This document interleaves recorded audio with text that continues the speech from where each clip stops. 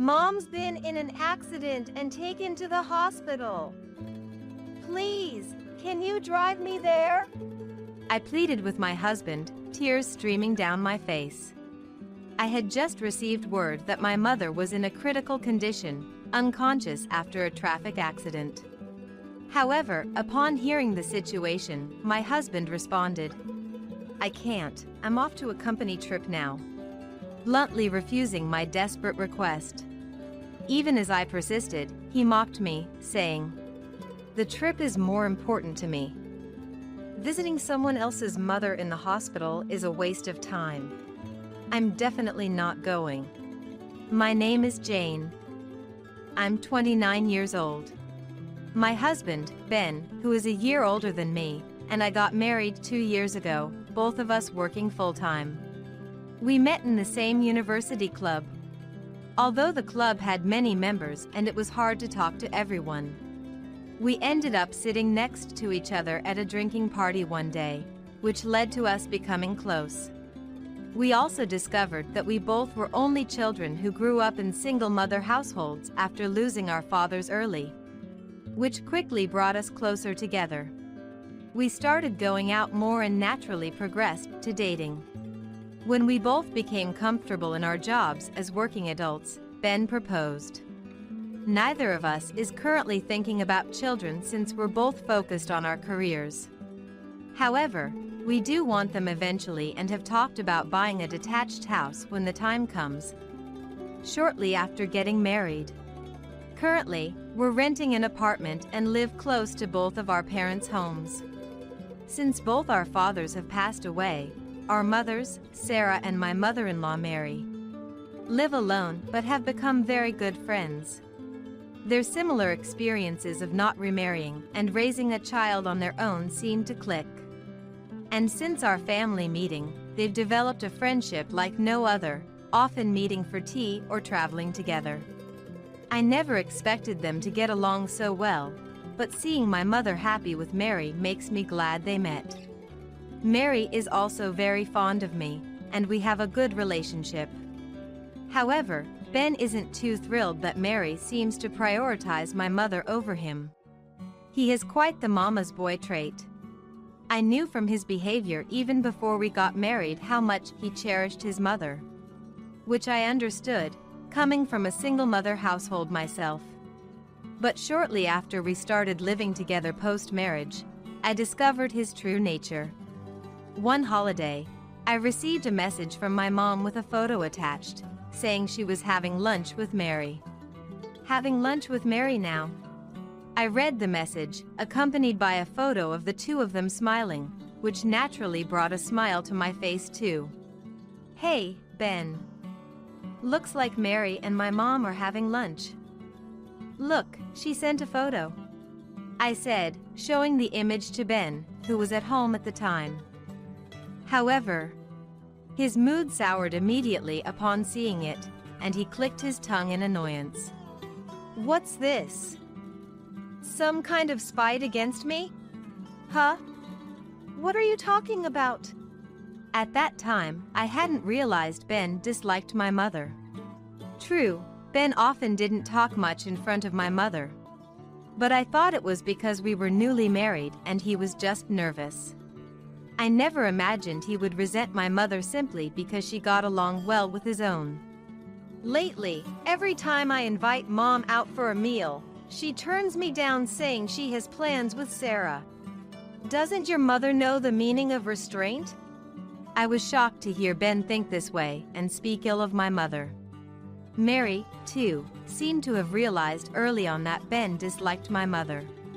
There was a time when we were dining out as a group, and Ben made a snide remark towards my mother, which Mary couldn't stand and scolded him. "Ben, what is this attitude towards Sarah? Enough is enough. What? You always side with this person. Haven't you always said I'm your precious son? It's not funny preferring someone you've recently become close with over your own son," Ben retorted, but I honestly found his attachment to Mary to be unnaturally strong. Later, when Ben wasn't around, Mary apologized to my mother and me. I think I've spoiled that boy too much. I'm truly sorry. There's no need for you to worry. I'm not bothered by it either. Ben really loves you. My mother, being gentle-natured and not prone to anger, seemed to accept the situation without blame. However, I could tell right away that she was hurt inside. And Ben, without considering my mother's feelings, progressively worsened his behavior over time. Although Mary would defend my mother, preventing Ben from openly attacking her, he would complain to me whenever my mother and Mary seemed close, eventually even starting to regularly speak ill of my mother. Not long into our second year of marriage, I couldn't take it anymore and had a huge argument with Ben. After a fierce exchange of words, the fundamental issues remained unresolved. And since then, our relationship has become awkward, with less conversation than before. Lately, I've noticed Ben's been coming home late and going out alone on weekends more often. Feeling something was off, I asked him directly. Work's been busy. Lots of overtime and working on weekends lately, he said. Despite his explanation, I couldn't shake off my feeling of unease. Then, one Sunday, when we both had the day off, I noticed Ben packing early in the morning. It seemed he wasn't going to work after all. Just as I was about to ask why he was packing, my phone rang with a call from an unknown number. Curious, I answered, only to find out it was the police. After confirming I was Sarah's daughter, the officer on the line dropped a bombshell. Actually, Sarah has been involved in a traffic accident. My mind went blank. Mom! She was already taken to the hospital, in a critical condition and unconscious. After getting the hospital's name, I managed to end the call with trembling hands. Tears started to overflow as I struggled to think, but knew I had to get to the hospital. However, I don't have a driver's license, so I desperately begged Ben for a ride. Ben, something terrible has happened. Mom's been in an accident and taken to the hospital. Please, we need to go now. But upon hearing the situation, Ben made a face of displeasure and said, What? I'm about to leave for a company trip. I'll be late for the meetup. Deal with it yourself. Flatly refusing my request. A company trip? Today? You never mentioned anything. I realized why he was packing, but I hadn't been informed about the trip at all. And to my shock, he mentioned the trip would last 2 weeks. How can you think of going on a trip at a time like this? Mom might. Enough! The trip is more important to me. Your mother is just an unrelated stranger to me. Visiting someone I hate is a waste of time, and I'm definitely not going. Ben hurled cruel words at me, scoffing. Get out of the way. I have a plane to catch and I'm busy. He pushed past me, whistling as he packed his clothes into a suitcase. Furious, I yelled, You're the worst! Just do whatever you want! And left the house, hurrying to the hospital by taxi. Ben went on his trip as planned, oblivious to the crisis unfolding around me. I tried calling him multiple times over the 2 weeks, but couldn't get through. When Ben returned home in high spirits 2 weeks later, I gave him a cold look. Now I have to give Mom her souvenirs. I wonder if Mom's doing okay, he said optimistically. Without responding, I quietly agreed to go with him to his mother's house. On the way, Ben happily talked about all the souvenirs he bought for Mary. Ben didn't say a word of concern about my mother, who had been in an accident. Upon arriving at his parents' house and trying to open the door, Ben stopped, puzzled. Huh? Why is it locked? It seemed unusual for the door to be locked, since Mary usually didn't lock it when she was home. Is Mom not here? Ben murmured. I pushed past Ben, pulled out the spare key I had for their house from my bag, and unlocked the door. Hey! Why do you have the keys to the house? Ben looked bewildered, but I didn't respond. Entering the house before me, Ben tilted his head in confusion upon not seeing Mary. Doesn't something feel off? As Ben moved towards the bedroom, I stopped him. Not that way. This way, I said, leading him to the living room, where a new portrait of the deceased Mary was displayed. What? Stunned, Ben began to tremble. And, half crying, rushed to the portrait, turning to me. Hey! What's going on? What is this? I sighed deeply, holding back my anger, and explained. Mary passed away while you were on your trip. The funeral's already over. Ben glared at me, furious. Don't joke around. How can this be? Why does Mom have to die? Wasn't it your mother who was in the accident and in critical condition? If anyone was supposed to die, it should have been her. Despite Ben's outrageously insensitive outburst, I calmly explained what happened after my mother's accident. My mom woke up after the accident. She had a fracture and is currently undergoing rehabilitation but is gradually recovering. Though my mother was still hospitalized, she was slowly getting better thanks to the medical staff's efforts. But Ben was unsatisfied. Then why did Mom have to? He asked. It seems that on the day my mom had her accident, she was on her way to our house.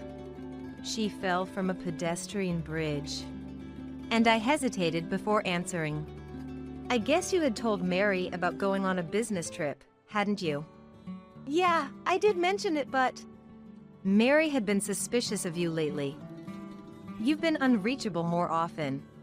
She probably wanted to verify if you were really going on a business trip. I explained, and Ben looked shocked. According to Mary a month ago, Ben used to call or message her daily, but recently, communication had almost stopped. Mary had trouble reaching him by phone, and on the rare occasions he did call back, he would quickly say he was busy and hang up. Mary thought Ben, being of a certain age, might have naturally become less dependent on his mother. However, she suspected Ben might be hiding something. With her suspicions growing, Mary decided to check if the business trip story was true. Coincidentally, around the same time, I received the call about my mother's accident. Mary, who passed away, had brought souvenirs from a day trip she took with my mother last month, intending to give them to us. That day, I was too distraught to think of anything but getting to the hospital. So I didn't have the chance to inform Mary about my mother's accident. Mary must have taken the bus to the stop closest to our apartment and then walked the rest of the way. There's a pedestrian bridge on the way, and it seems she fell while climbing it. A witness said she missed a step just before reaching the top and tumbled down. Though an ambulance was called immediately, she had hit her head hard. And that's how Mary died. After explaining this to Ben, I glared at him intensely. After learning about Mary, I called you numerous times. Over these 2 weeks, no matter how I tried to contact you, you never answered your phone or replied to any messages. Because there were no other relatives to take on the role, I had to act as the chief mourner at Mary's funeral. With my mother still in a critical state, I had to somehow get through Mary's funeral without her real son. You've been ignoring all contact for 2 weeks, just out having fun, right? This has shown me exactly who you are. I'm divorcing you. Upon declaring this, Ben collapsed to the ground, crying loudly. How can you say that right after Mom died? Now's not the time for divorce talk, is it? I didn't contact you because I was always with my coworkers. I had no time. As Ben sobbed and made excuses, my anger only grew. Stop lying! I raised my voice and pulled out a piece of paper from my bag, thrusting it in front of Ben. It was the itinerary for the company trip I found in Ben's room.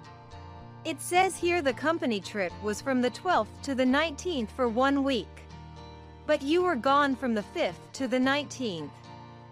You said just before leaving it was for 2 weeks, right? So what were you doing and where were you from the 5th to the 12th? Well, that's... I know. You were cheating, weren't you? And you spent that week with your affair partner, right? As I spoke with certainty, Ben, who had stopped crying, began to panic. What are you talking about? Cheating. I took leave for the remaining week to go on a trip with friends. See, work's been busy, and I needed a break. Fed up with Ben's continued excuses, I pulled out a mobile phone from my pocket. The moment he saw it, his face turned pale. This mobile phone belonged to Ben, found in his closet while he was away on the trip. Likely, there was another mobile phone in his bag, prepared specifically for communicating with his affair partner.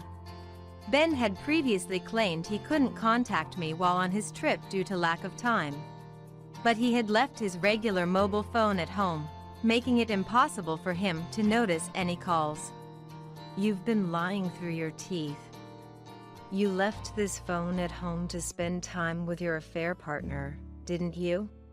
As I placed the mobile phone in front of Ben, he began to tremble and slammed his fist on the table. Yeah, that's right. I've been fed up with you for a long time. I've got someone else I love now. He shouted defiantly, and then, and how did you know where to find the mobile phone? Don't tell me you searched my room while I was away. He yelled, which was exasperating. I looked at Mary's portrait and silently apologized to her for showing such a scene before speaking up. Mary told me. At that, Ben choked on his words. After a big fight with Ben over my mother, he started coming home late and going out alone on his supposed workdays off more often. Suspecting something was off due to his increased unavailability, I had confided in Mary. Mary, sharing her suspicions about Ben, had advised me. Ben has had a habit since he was little of hiding things that are inconvenient for him, like bad test scores or a glass he broke that his father cherished. He's always securely hidden such things in the closet. If you find a bunch of towels there, it's likely he's hiding something among them. After Mary passed away, I remembered her words, checked Ben's closet, and sure enough, found the mobile phone. I can't believe Mom would tell you such a thing. Ben was visibly distressed, not having expected Mary to doubt him. However, seeing his dismayed state didn't sway me. I will be seeking a divorce and compensation. I'm prepared to consult a lawyer and take this to court if necessary, I stated firmly, conveying my resolve.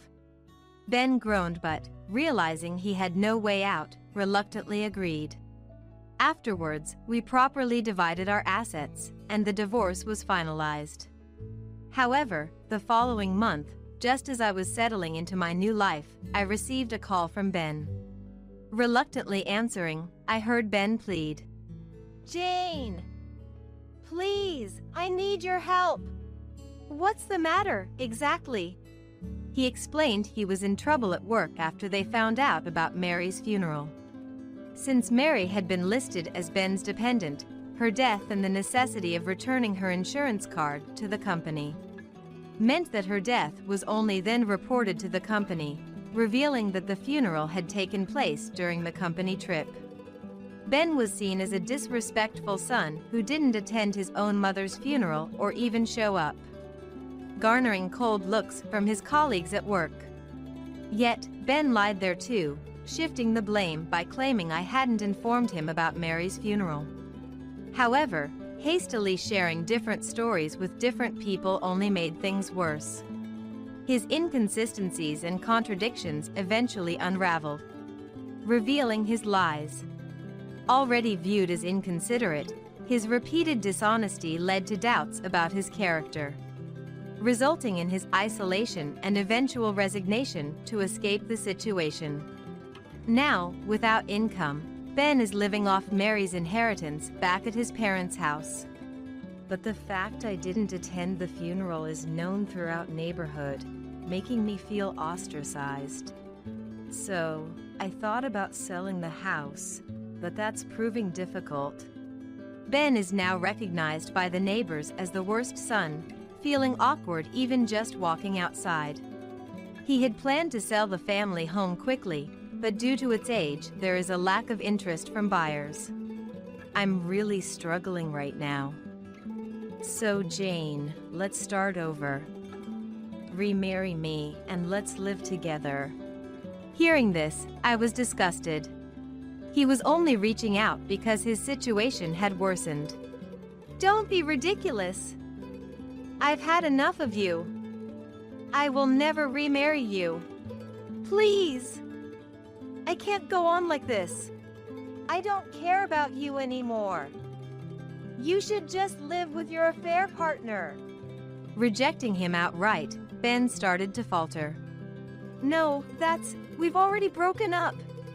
Apparently, the affair partner learned about Mary's funeral and, subsequently, that she was the other woman. Ben had hidden his marital status, leading to her anger and their breakup, leaving him alone. It's your fault. I don't want to be with someone like you. Goodbye. As I was about to hang up. Wait! If you won't agree to remarry, I'll come to your house and argue in person. You're at your parents' place, right? Ben threatened. But I'm not. I immediately responded. Where are you then? I won't tell you.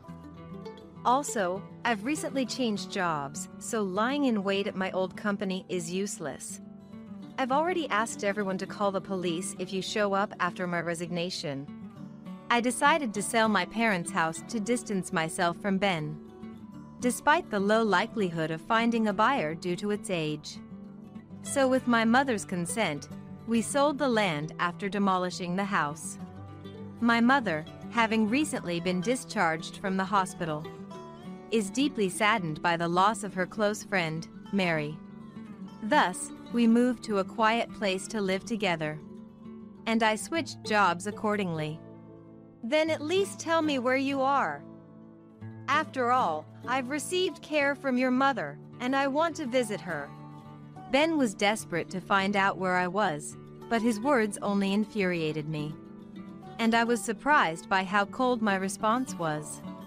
Received care? After you've been nothing but trouble for Mom. Don't start saying convenient things now. Besides, Mom has said she never wants to see you again. What? Wait a minute. Jane. Ben was still trying to say something, but I mercilessly ended the call. I then blocked his number and changed mine a few days later.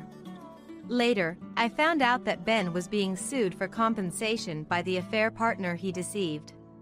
And he was in a dire situation, unable to borrow money due to lack of employment. He's been doing day labor and part-time jobs while searching for full-time work. My mother and I have started a new life in a new place. Relieved to have cut ties with Ben and reminiscing about Mary without stress. Mom couldn't attend Mary's funeral, nor has she been able to visit Mary's grave since her hospital stay and the move have kept us busy. It seems she hasn't fully accepted Mary's death, often crying while looking at photos and videos of them together. I really want to visit Mary soon, she said sadly, so I replied. Yes, we should visit her grave soon, planning to ensure we don't accidentally encounter Ben. I'm looking forward to making our new life in this new place fulfilling while supporting my mother. On the day we celebrated the 50th wedding anniversary of my in-laws, I arrived late and pulled along my son to introduce him to my sister-in-law, Abigail. This is my son, Mark. Mark, say hello. I'm Mark. I'm 5 years old. Mark clung to me and looked at Abigail, shyly greeting her. Abigail, as I mentioned in my letter, my son has a congenital disability. Before I could finish, Abigail blurted out, EW, what a monster! Don't let it spread to my kids. In that moment, both Mark and I froze as if time had stopped. Abigail's husband didn't say anything, but his look of discomfort was evident, clearly wanting to keep his distance. Kevin and the in-laws were speechless and rigid. I couldn't believe what was being said to such a young child, filled with disbelief. Not knowing what to say to the insensitive remarks of Abigail and her company, I stood there motionless until I heard a voice from beside me. Do people hate me again? Mark looked down, desperately trying to hold back tears. Such words would hurt an adult, let alone a child. It's not contagious. He has albinism, which just means he was born with less pigment. It's still a disease, it can spread. Scarlett, get rid of that ugly kid fast. Get out.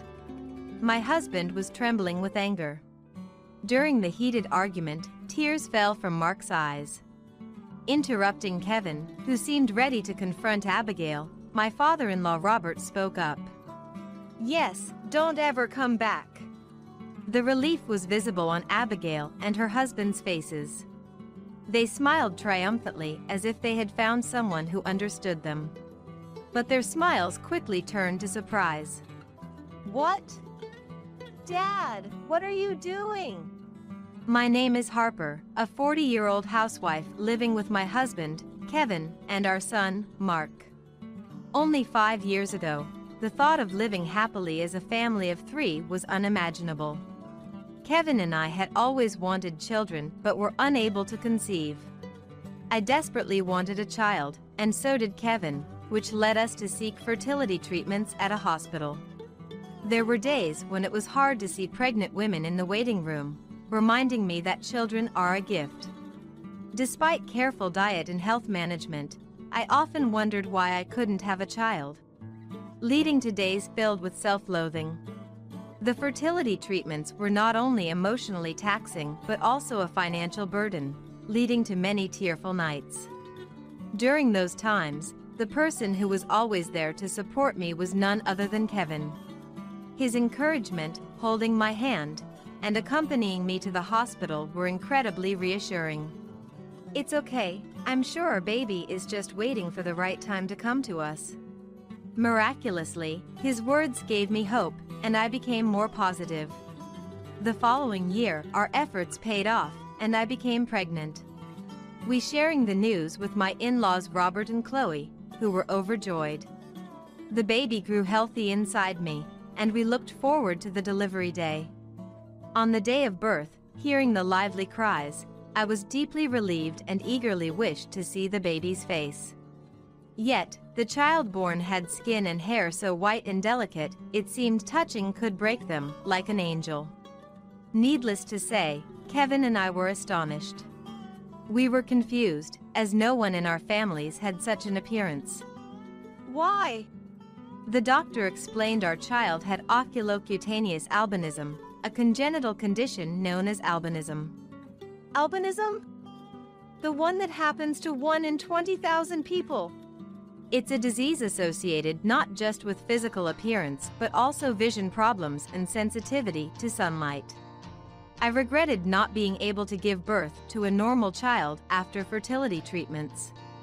However, seeing the baby, all that faded away, and we embraced our child fully. It doesn't matter if it's a rare disease.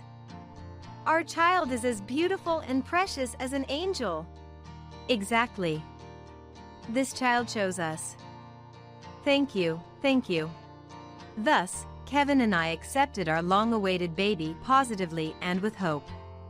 We named the child Mark and decided to raise him with love. Introducing him as our angel to the in-laws, they were initially surprised, but eventually warmed up to Mark's innocent smile. It might be hard, but you two will surely overcome everything. If you ever need help, we're here for you." The in-laws accepted and promised to love and care for him together. Mark's main concerns were managing sunlight exposure and weak vision. When going outside, sunscreen is essential, and Mark also needs assistive devices for his vision.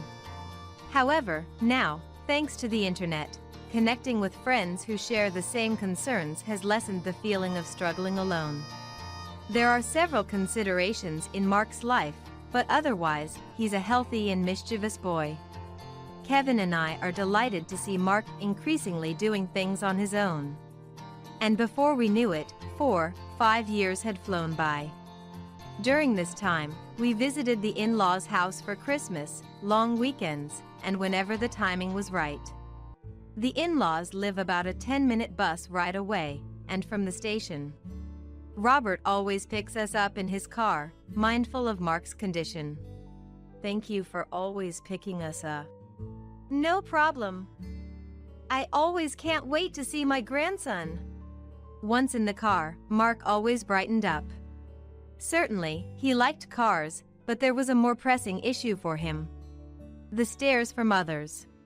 When on the bus, some people would gawk or recoil at Mark's appearance, whispering or turning away. There were even times when people pointed their phone cameras at him, leading us to ask them to stop and shielding Mark from their view. Such actions deeply saddened me as a mother and sometimes made me angry, wondering why they would do such things. Affected by these stares, Mark would shrink into himself on the bus. Especially since turning 5, he would hide behind me or Kevin, or cling to Robert and Chloe, curling up small. Thinking how hard it must be for Mark himself tightened my chest with pain. One night, before bed, Mark asked, "Mom, Dad, am I weird? Does everyone dislike me? Why would you think that?" I replied, "Because, in the train, everyone looks at me so much." Hearing Mark express his feelings was heart-wrenching, and I've never felt more distressed. Kevin seemed troubled too, his brows slightly furrowed. I pulled Mark close, looked him in the eyes, and assured him, "You're not weird, and nobody dislikes you. Even if people look, you can hold your head high." With tears welling up in his eyes, he listened to my words and simply replied, "Okay, I understand. Mark, how about you sleep with Dad tonight?" "Okay. Read me a story?" Excited, Kevin headed to the bedroom with Mark. Watching them, I stayed in the living room, sighing. "The 50th anniversary celebration for Robert and Chloe is coming up, and I'm a bit worried." At kindergarten, there are teachers to support and friends who are told about Mark's condition, which offers some comfort, but public places are a different story. Struggling with this challenge, Mark, Kevin, and I were all searching for solutions, discussing with friends as well. Recently, Kevin brought up the 50th wedding anniversary celebration of the in-laws. Abigail, my sister-in-law living far away, would be coming, and it was suggested we celebrate grandly with her family. "Mark hasn't met Abigail yet. It might be a good opportunity, don't you think, Scarlett? Abigail too?" Truthfully, I didn't have the best impression of Abigail, my sister-in-law. Her family moves often due to her husband's job, and I've only met them once or twice. When Mark was born, I sent a letter but received no reply. Worried they didn't care about our family, I felt anxious about introducing Mark. When I shared my concerns, Kevin reassured me with a smile, "It'll be okay. Abigail isn't that bad, and her husband has always been nice to me." "Okay." I conceded, perhaps overly concerned about others' judgments. Maybe Abigail and her husband are genuinely kind, and the lack of response to my letter was just due to their circumstances. If they're coming all this way to celebrate their parents' 50th anniversary, we shouldn't dismiss their intent. While I could handle any comments about me, I worried whether Mark would be accepted or subjected to stares like on the bus. But we agreed to include Abigail's family. And so, with lingering anxiety, we approached the day of the 50th anniversary celebration. Due to flight schedules, Abigail's family would arrive later. For this special day, instead of Robert's car, Kevin and I escorted the in-laws to a high-end restaurant. Because we had a reservation, I said, "I'm Harper," and the receptionist led us to our room. Robert and Chloe, smiling happily, held Mark's hand as they walked to their seats. The stylish space, fitting about 10 people, was lit with soft lighting, creating a calm atmosphere. Grandpa and Grandma are happy. I'm happy too. Yes, Mark is happy too. Mark seemed to understand today was special, smiling more than usual. He was dressed in new clothes bought for the occasion, looking even cuter, which made the staff lady smile. After some time chatting, Abigail's family arrived late. They appeared in formal attire, and Scarlett, Mark's cousin, was also dressed in a cute outfit. Sorry we're late. Dad, Mom, congratulations today. Abigail dropped her bag and greeted Robert and Chloe. Of course, Abigail's husband and Scarlett smiled and said, "Congratulations." When they settled, I nervously greeted Abigail's family. Abigail, long time no see. Thank you for coming all this way today. Ah, right. However, she responded indifferently, as if she barely knew me. Gathering my courage, I brought Mark over to introduce him. This is my son, Mark. Say hello, Mark. I'm Mark, 5 years old. Mark clung to me and shyly greeted Abigail. Abigail, as I mentioned in my letter, my son has a congenital disability. Before I could finish, Abigail bluntly said, "EW, what a monster. Don't let it spread to us." Instantly, Mark and I froze as if time had stopped. Abigail's husband, without saying a word, clearly looked uncomfortable, clearly wanting to keep his distance. Kevin and the in-laws were speechless and stiff. I was filled with disbelief at what was said to such a young child. Not knowing what to say to the inconsiderate Abigail, I stood there motionless, but then I was brought back to reality by a voice from beside me. Do people hate me again? Mark looked anxious, holding my hand. Laughing, Abigail said, "Yeah, nobody wants to see your face." Mark looked down, trying hard not to cry. Such words would hurt an adult, let alone a child. I thought about slapping Abigail right there, but hugged Mark tightly instead.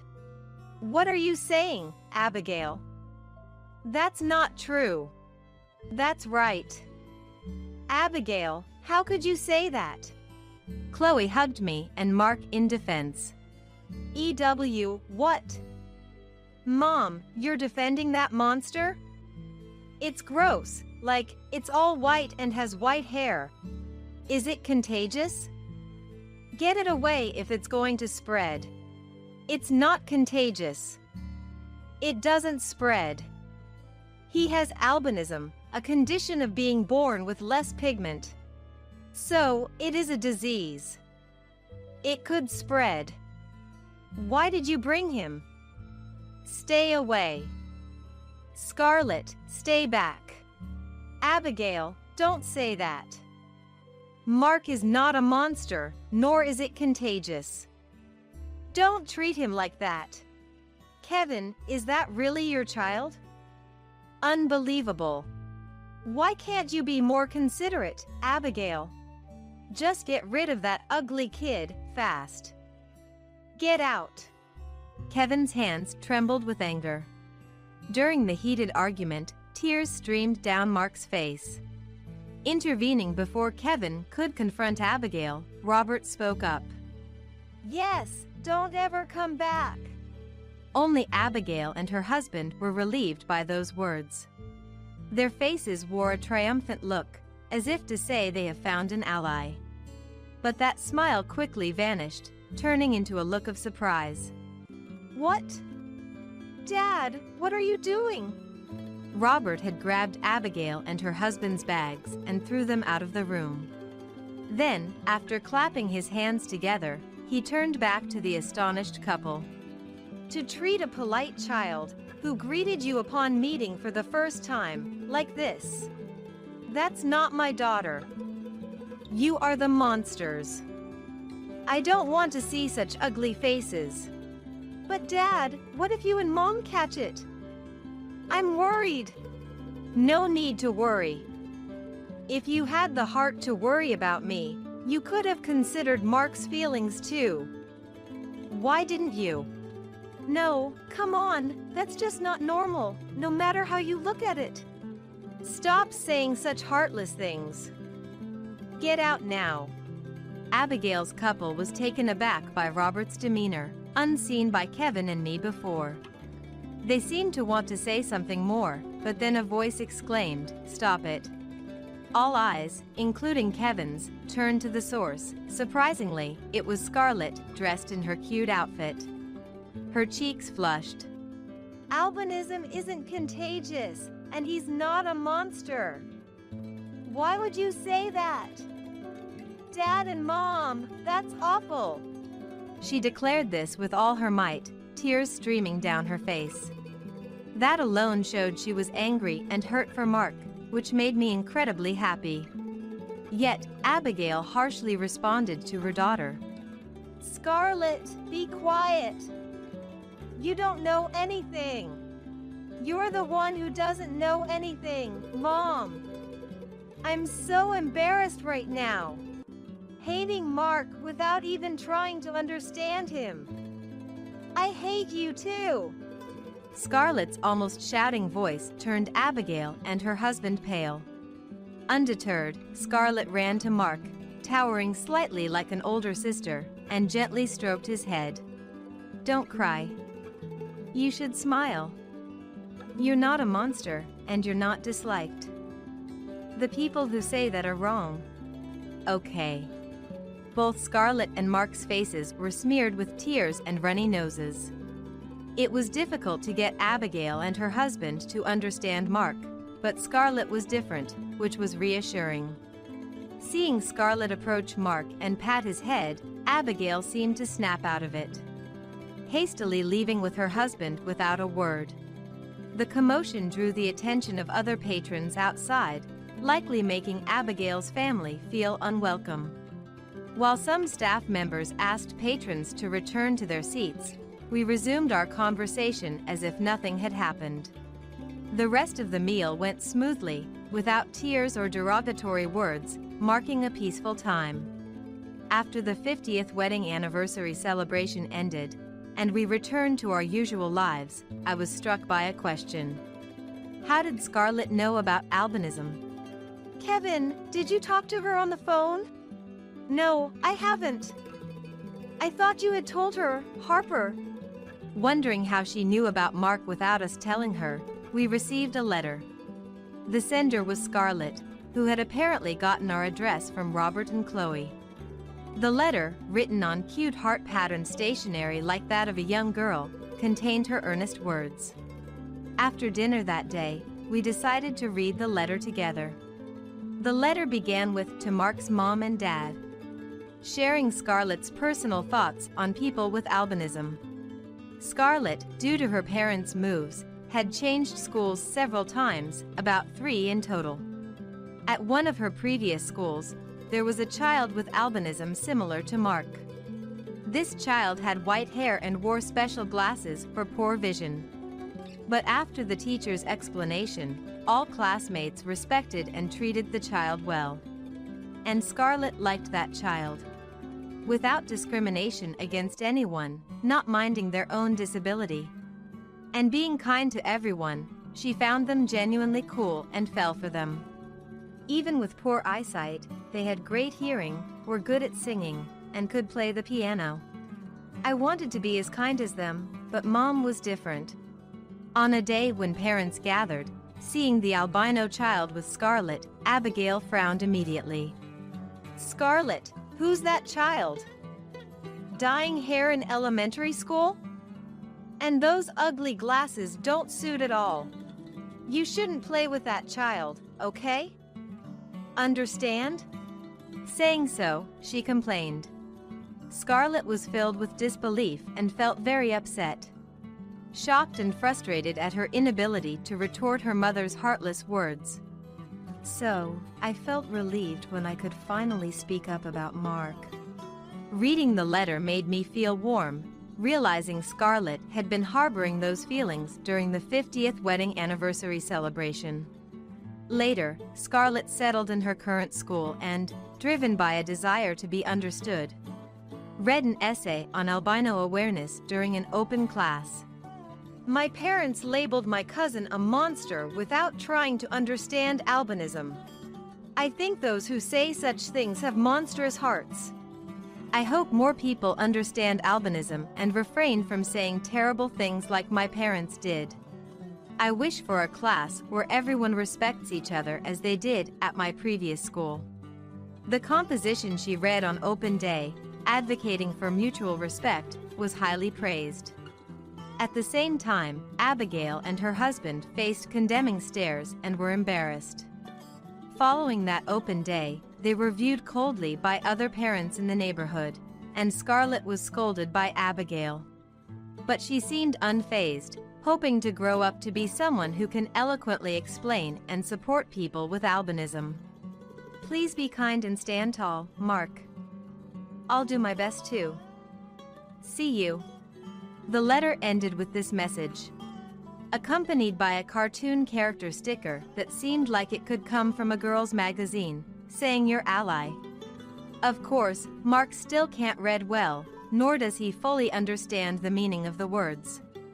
But when I carefully explained how to read it, Mark, with a happy smile, excitedly shouted, "Ally, ally." Seeing this made both Kevin and I happy, and we all ended up laughing together.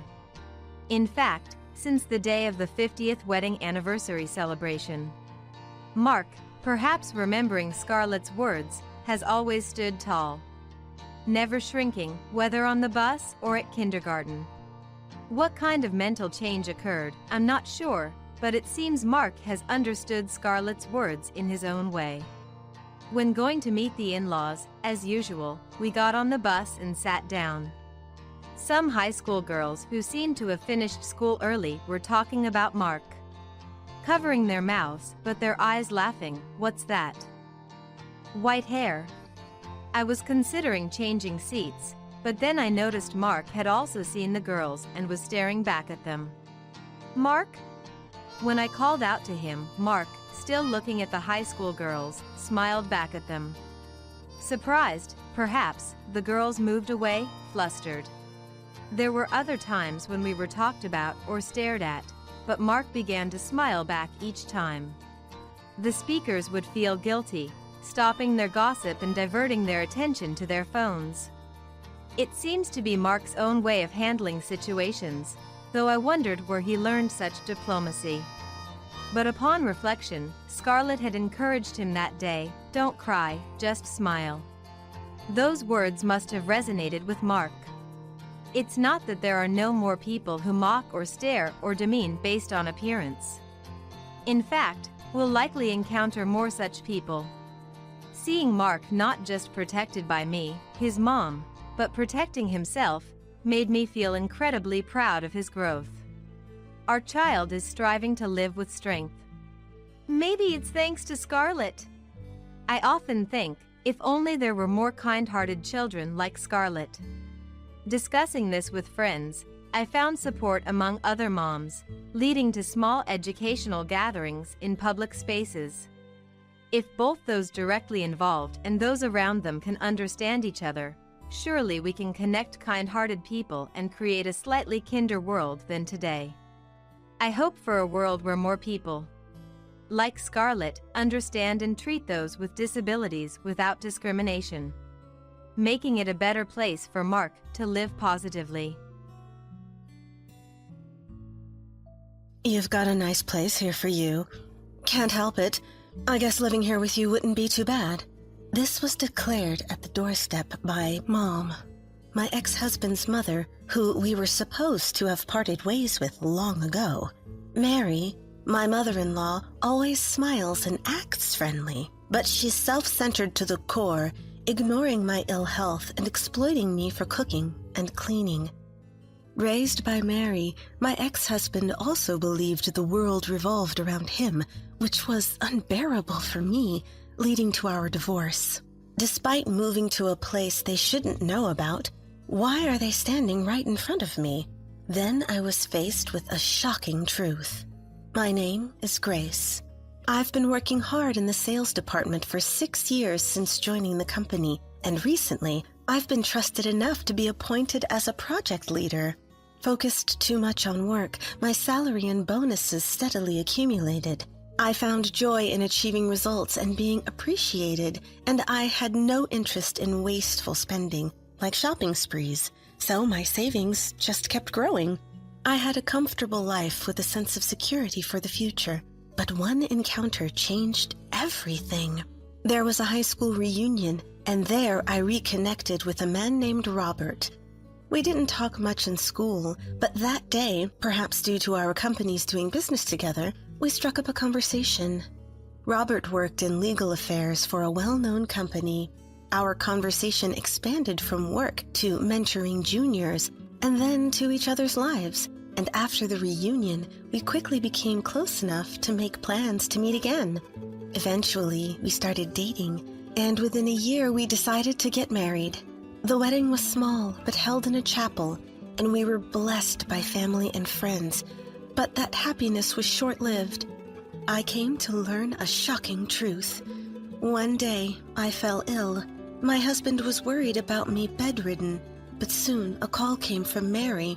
Yes, hello, Mom. No, it's okay. Just that Grace is feeling a bit under the weather. I overheard the conversation between my husband and Mary from the hallway, but soon I felt an uneasy feeling. Apparently, Mary had called before deciding to visit. Of course, I thought I would refuse. It wasn't that I couldn't get up, but wanting to rest without any trouble was natural. However, my husband complied with Mary's request and accepted her visit. Got it. We'll be waiting. I'll wake Grace up soon. Hearing this, I was puzzled. Why would he allow her to visit when his wife was ill? And even saying he would wake me up. Amidst my surprise and questions, my husband returned as if it was the most natural thing.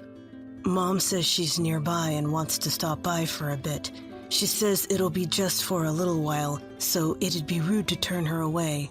Grace, you should get up too. Just showing your face will be fine. It's unthinkable for Mary to come over with his wife still in bed. After all, I hadn't even finished cleaning the living room, and the dishes that are usually put away were still in the sink. I realized my husband was just looking worried and not actually doing any of the housework in my place. I pushed myself, despite feeling unwell, to rush through cleaning and getting ready in the hour before Mary arrived. All the while, my husband didn't lift a finger to help, nor did he seem sorry about it. When Mary arrived, my husband greeted her with joy, and I was made to serve coffee and set the table with no consideration for my condition. Their conversation was strange. It revolved around my husband and Mary, leaving me feeling left out as I suppressed my headache and chills. In the end, Mary stayed until dinner. I cooked dinner trying not to show my irritation, and after Mary finally left, I collapsed into bed and fell asleep. Originally, my husband always valued Mary and tended to prioritize her wishes. He would say, "It's lonely living apart," and he would choose gifts for her every season and often visit the in-laws' house.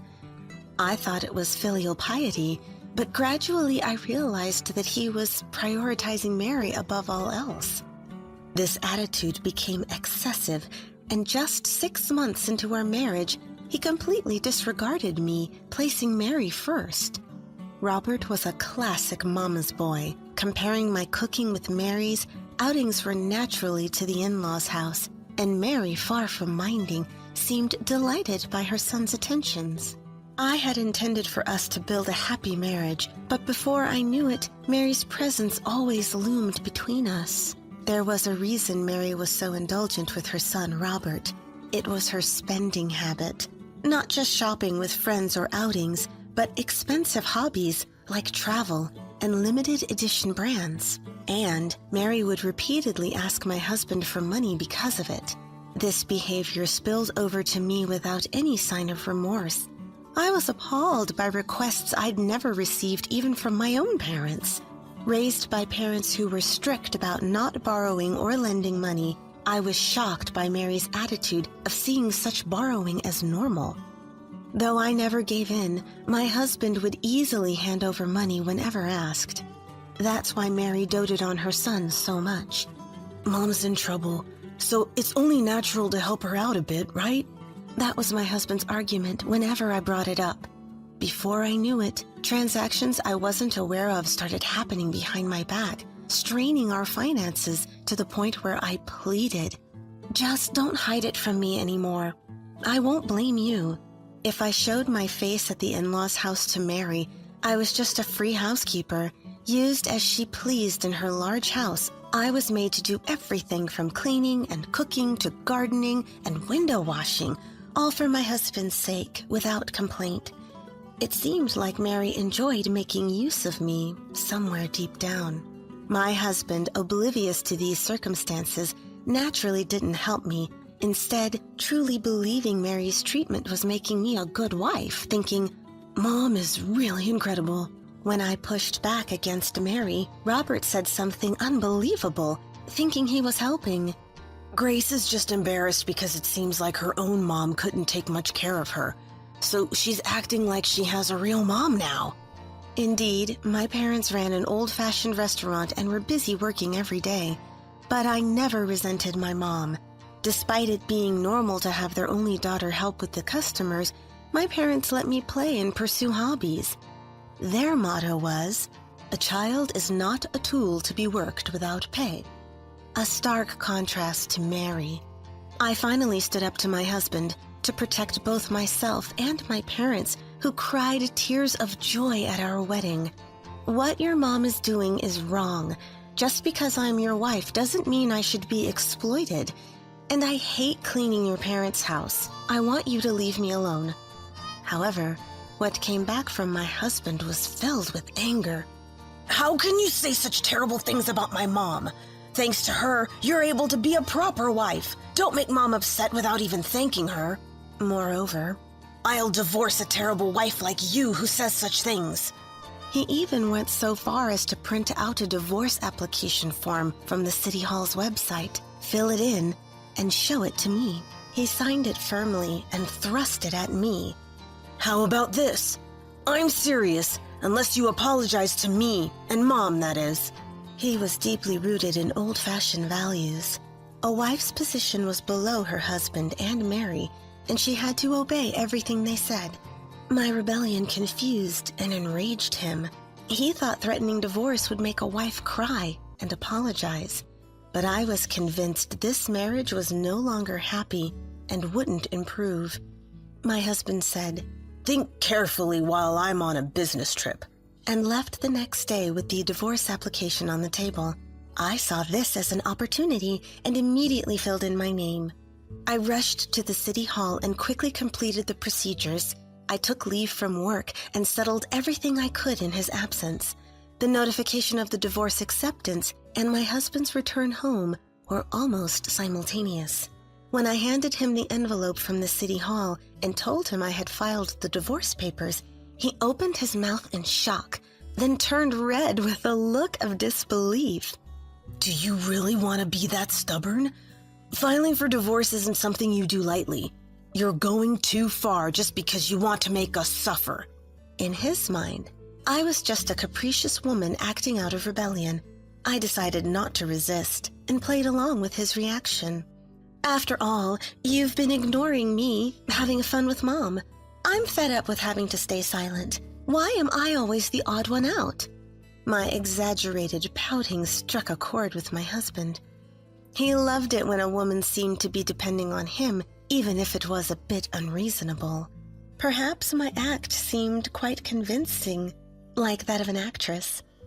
Completely taken in, my husband happily agreed to a favorable distribution of property for me. He was willing to indulge my stubbornness until I was satisfied. He believed that once I was content, we could remarry and return to our normal lives. However, I had absolutely no feelings left for my husband. I divorced him to value myself, and there was no going back to life with him. After finalizing the tedious process of property distribution in the divorce, I started looking for a new place to live. I fell in love at first sight with a convenient high-rise condo close to work and decided to buy it, seeing it as a fresh start in my life. I lived freely, handling my daily work.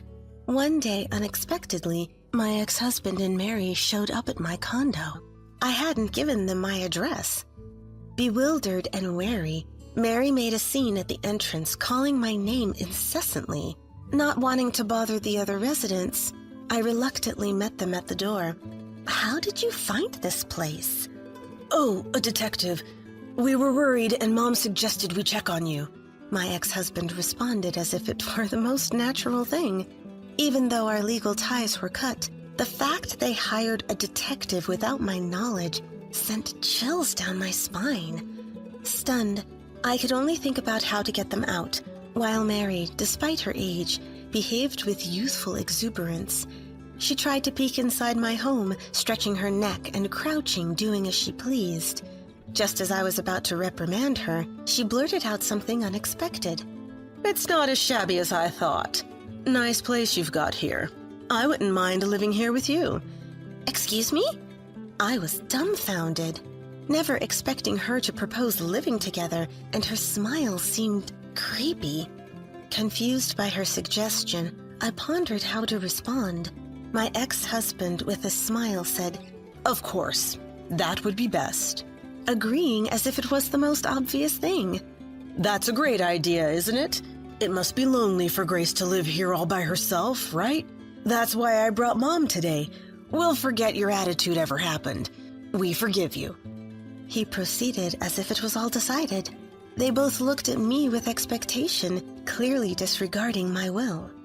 It was evident that my words never truly reached them. "Absolutely not. I refuse. Please leave immediately and never forgive me. That's fine. Just don't come back." With a clear and unexpected response, my ex-husband was shocked. "What? Really? Are you serious?" "Don't say that. Robert came here for you." Probably not the reaction he was expecting. Both were unmistakably shocked by my refusal. In his mind, I was still the wife stubbornly causing trouble. He began to take a condescending attitude, implying he was doing me a favor by forgiving me. "If you keep this up, you'll be lonely forever without me or Mom, you know." "That's fine. Please leave now.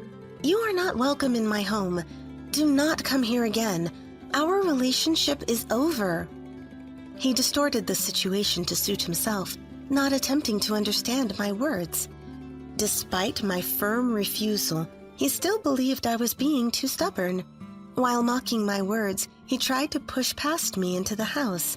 Pushed by my ex-husband, a man, I stumbled and fell in the hallway, unintentionally raising my voice, which led a neighbor to open their door. As my ex-husband and Mary hurriedly tried to enter, the neighbor, seeing my distress, went to call for help after I pleaded, "Please call the police." "What are you saying?" To me, it was a clear case of trespassing.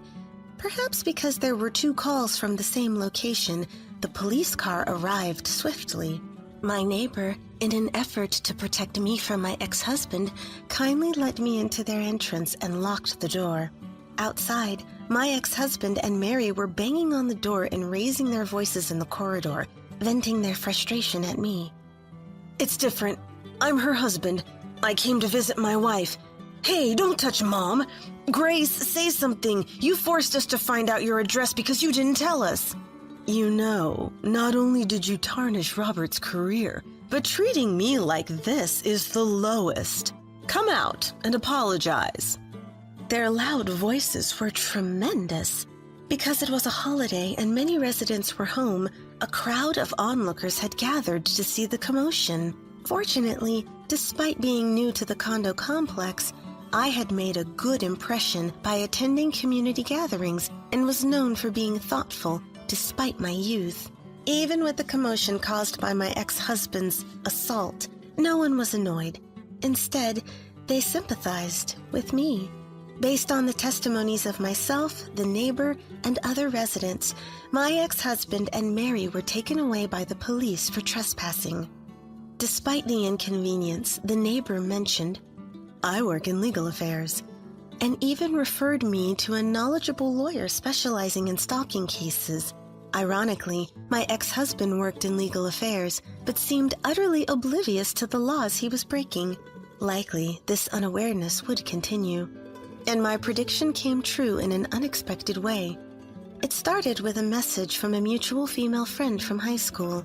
She claimed to have seen my ex-husband walking happily with a young child. This was just a few months after the unwelcome visit. Could it be that my ex-husband, who had intentions of reconciling, had found a new partner? While it was his prerogative and none of my business, I doubted Mary would accept a relationship involving a woman with a child and a history of divorce. Having already consulted a lawyer, I requested an investigation to uncover his background. A reputable detective through the law firm conducted the investigation on my ex-husband. The shocking revelation was that he had been cheating on me even before our divorce. Though my feelings for him had long vanished, learning of his betrayal made me feel doubly, even triply betrayed, disturbing my peace. My ex-husband's world was twisted to suit his convenience. In his hierarchy, Mary was at the top, and all women were below him, including me, deemed inferior and deserving of scorn and disdain. This hierarchical consciousness explained his inconsistent behavior. Cheating while married, believing reconciliation with an ex-wife was natural, and continuing the affair throughout it all were logically consistent in his mind. Reading through the investigation report left me in disbelief. It seemed my ex-husband had no intention of marrying his affair partner, yet he had hinted at a future together, keeping her hopes up and their relationship intact. And my fears were confirmed. The young child seen with my ex-husband was indeed his, born to his mistress. He had led a double life, with a child born around the same time as my marriage. Learning about this complex situation made me feel nauseous. Luckily, having already consulted with a lawyer, I was able to shift focus to seeking compensation for adultery immediately after receiving the report. Even after divorce, if adultery is discovered within 3 years, a lawsuit can be filed. Over time, I stopped letting the situation hurt me and mechanically moved forward with the lawsuit. I also sued the mistress for compensation for her part in the infidelity. The mistress, upon everything coming to light and becoming furious, especially after finding out my ex-husband hadn't given up on reconciling with me despite hinting at marriage with her, accused him of marriage fraud. However, mere implications of marriage were not enough for legal action. Though she probably had to give up on that front, the situation took a turn when it was discovered that he had taken a large sum of money from her under the pretext of wedding expenses. That money went to Mary, whose spending knew no bounds, and the demands escalated. To appease Mary, upset over our disputes, my ex-husband had booked a luxurious cruise and planned an overseas trip for her, using the money for that payment. The mistress latched onto this, managing to file a case. My ex-husband faced compensation claims from us, child support payments, and fraud charges, quickly depleting his savings. Having borrowed heavily from Mary, he had little to begin with. The in-laws' impressive home was seized, but the debt only grew. I received the compensation, cutting ties with my ex-husband, but his situation with the mistress was different, given they had a child. Child support payments soon fell behind, and the mistress, furious, stormed his workplace, exposing all his wrongdoings. Despite working in legal affairs, his repeated troubles with women, and the ongoing fraud case, he had kept these hidden from his employer. The secrecy and his actions drastically worsened his reputation at work. His assignments were reassigned. He was sidelined to a less significant position, and the bad rumors never faded. The gossip, all based on truth, overwhelmed him, leading to his resignation. Finding a new job in the same industry was impossible as his conviction for fraud was well known, and with a criminal record, he couldn't afford to be picky about work. He now juggles multiple physically demanding part-time jobs, struggling to make ends meet for compensation and child support. Mary's escape pushed him into despair. Seeing her son sued, jobless, and burdened with debt, she vanished to avoid getting involved. However, Mary couldn't curb her spending habits either and ended up with a significant amount of debt herself.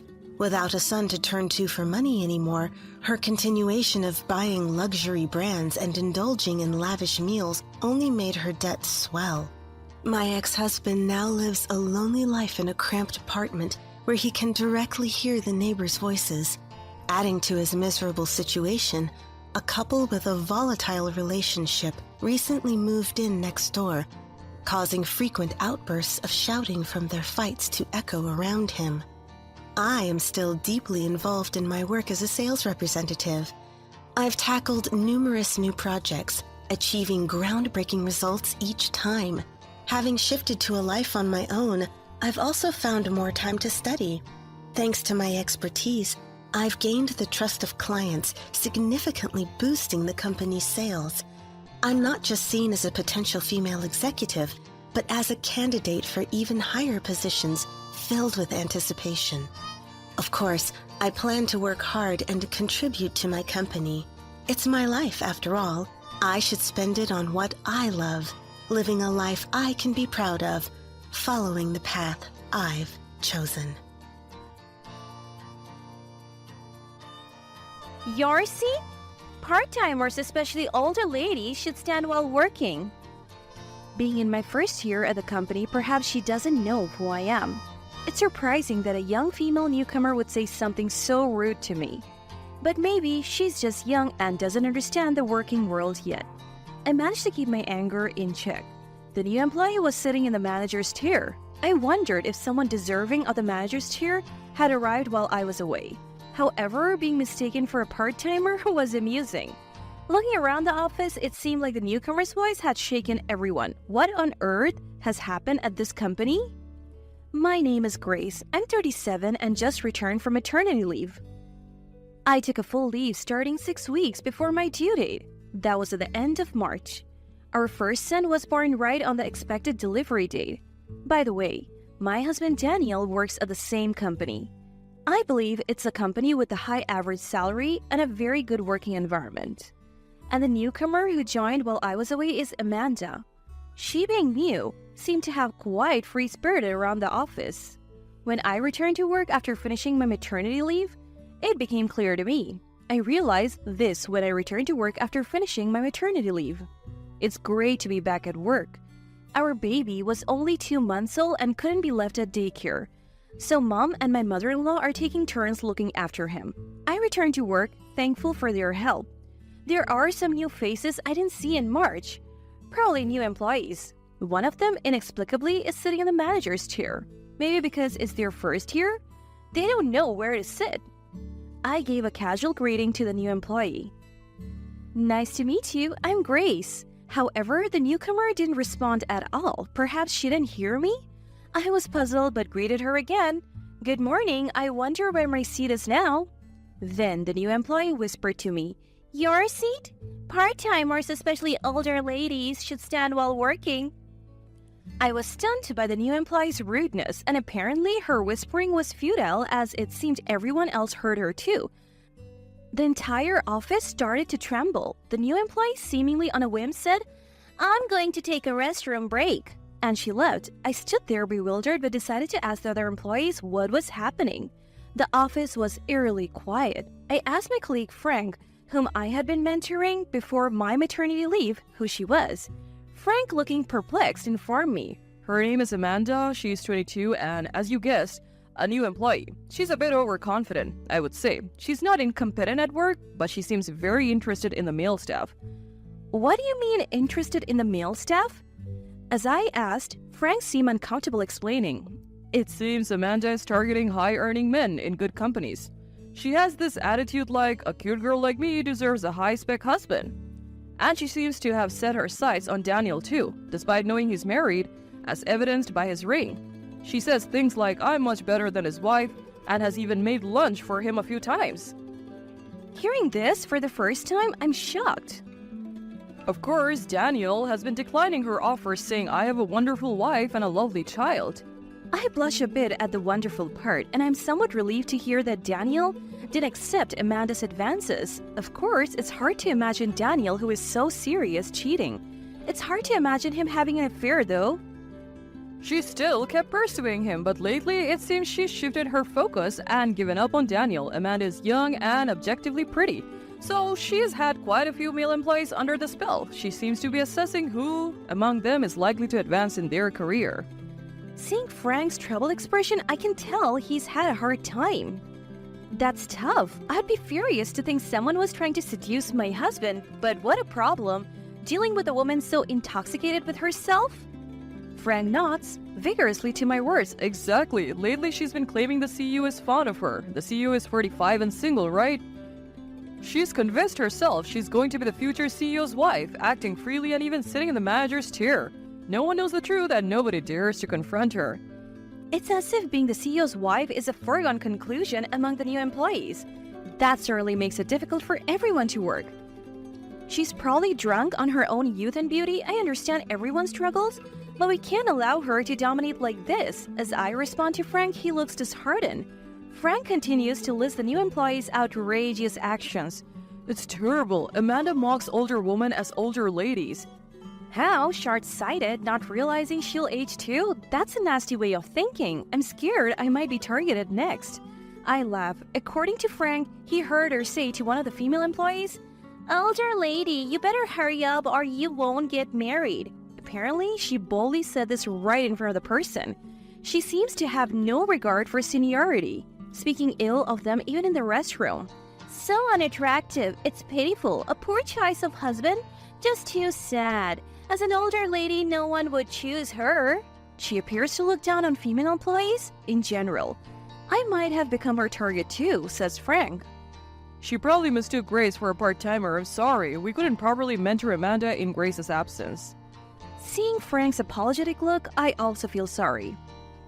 As I mentioned earlier, she claims the CEO favors her, so we can't complain much. Lately, she casually takes hour-long bathroom breaks, and we find it difficult to use the restroom during that time. It's unclear what she's doing in there. It seems Amanda is getting quite carried away. Looking at the clock, it's been 30 minutes since Amanda went to the bathroom. An unacceptably long break for a professional. But maybe she's genuinely unwell? I tell everyone present, I'll go check the restroom. It would be a problem if she's collapsed. The people there seemed puzzled about what to do. Well, I'll go to the restroom and talk to her. As I approach, I hear Amanda's voice. It seemed she was talking to someone. I listened from behind cover. It's so annoying. The part-time employee, here I am, a full-time employee favored by the CEO, and there's this part-timer acting like she doesn't know her place, asking where's my seat? Such an incompetent part-timer. Someone on the phone was responding. Perhaps the person on the other end was a man? Her face? She's not hideously ugly. Really? But she's in her 30s. She's just a foil for me. But she looks like she can't do her job at all, not even good enough to be a foil. I am, after all, favored by the CEO, but I only love Andrew. Andrew must be Amanda's boyfriend.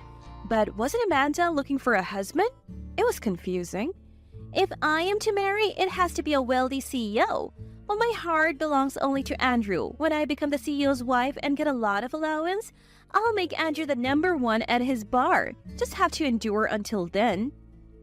Amanda's phone conversation seemed to be with a bartender.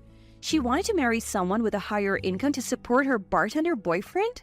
Calculating, greedy, and not particularly capable, she's the type I dislike the most. I burst through the door. Amanda, not expecting me to enter, looked terribly surprised. What? Amanda was extremely startled. Don't you think that's rude? Did you consider that I might be feeling unwell? Think a little. Until now, no one has ever come into the restroom while I was there. When I'm in the restroom, nobody else uses it. At least not on this floor. Can people who can't do their job at least be considerate? Amanda's reasoning was laughable. I chuckled and Amanda became even more furious. What's with you? Part-timers are just not up to it. Unlike full-time employees like me, being a part-timer in your 30s, that's just unthinkable. Her extreme anger made me laugh. Though Amanda was visibly upset, I managed to respond calmly. First, maybe you should hang up the phone, Miss Full-Time Employee. What's this older lady blabbering about? Amanda retorted, but I calmly said, everything you said was heard by the guy on the phone. She then started talking in a flirty voice to the person on the phone. Sorry, Andrew, an older lady interrupted our conversation. I'll call you back, Andrew. Don't give your heart to any other woman, okay? With quite the performance, Amanda changed her tone to end the call. After hanging up, she glared and confronted me. You get it? I'm favored by the CEO. Someone like you, an older lady part-timer, can be fired in an instant. By the way, what's your name? I should ask again to remember. Such foolishness is impressive in its own way. I sighed deeply. It's Grace. Your husband was under my care, wasn't he, Amanda?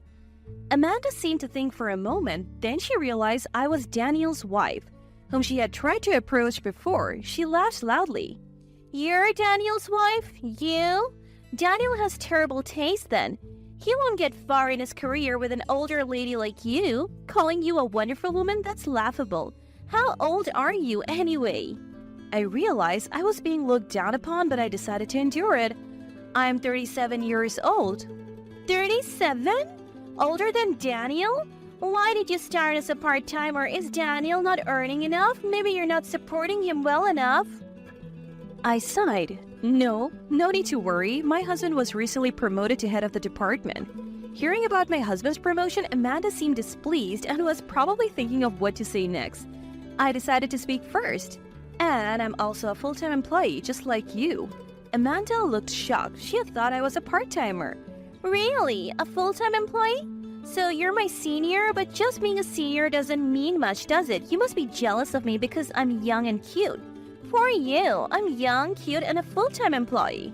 Even though I consider myself an older lady, hearing it from Amanda was disagreeable. Amanda, seeing my irritated face, seemed to enjoy it more. You won't be mean to me just because you started working here before me, will you? Please stay quiet, Grace. After all, I'm favored by the CEO. She laughed and looked at me. Clearly, she was hostile towards me. But I'm not childish enough to argue here.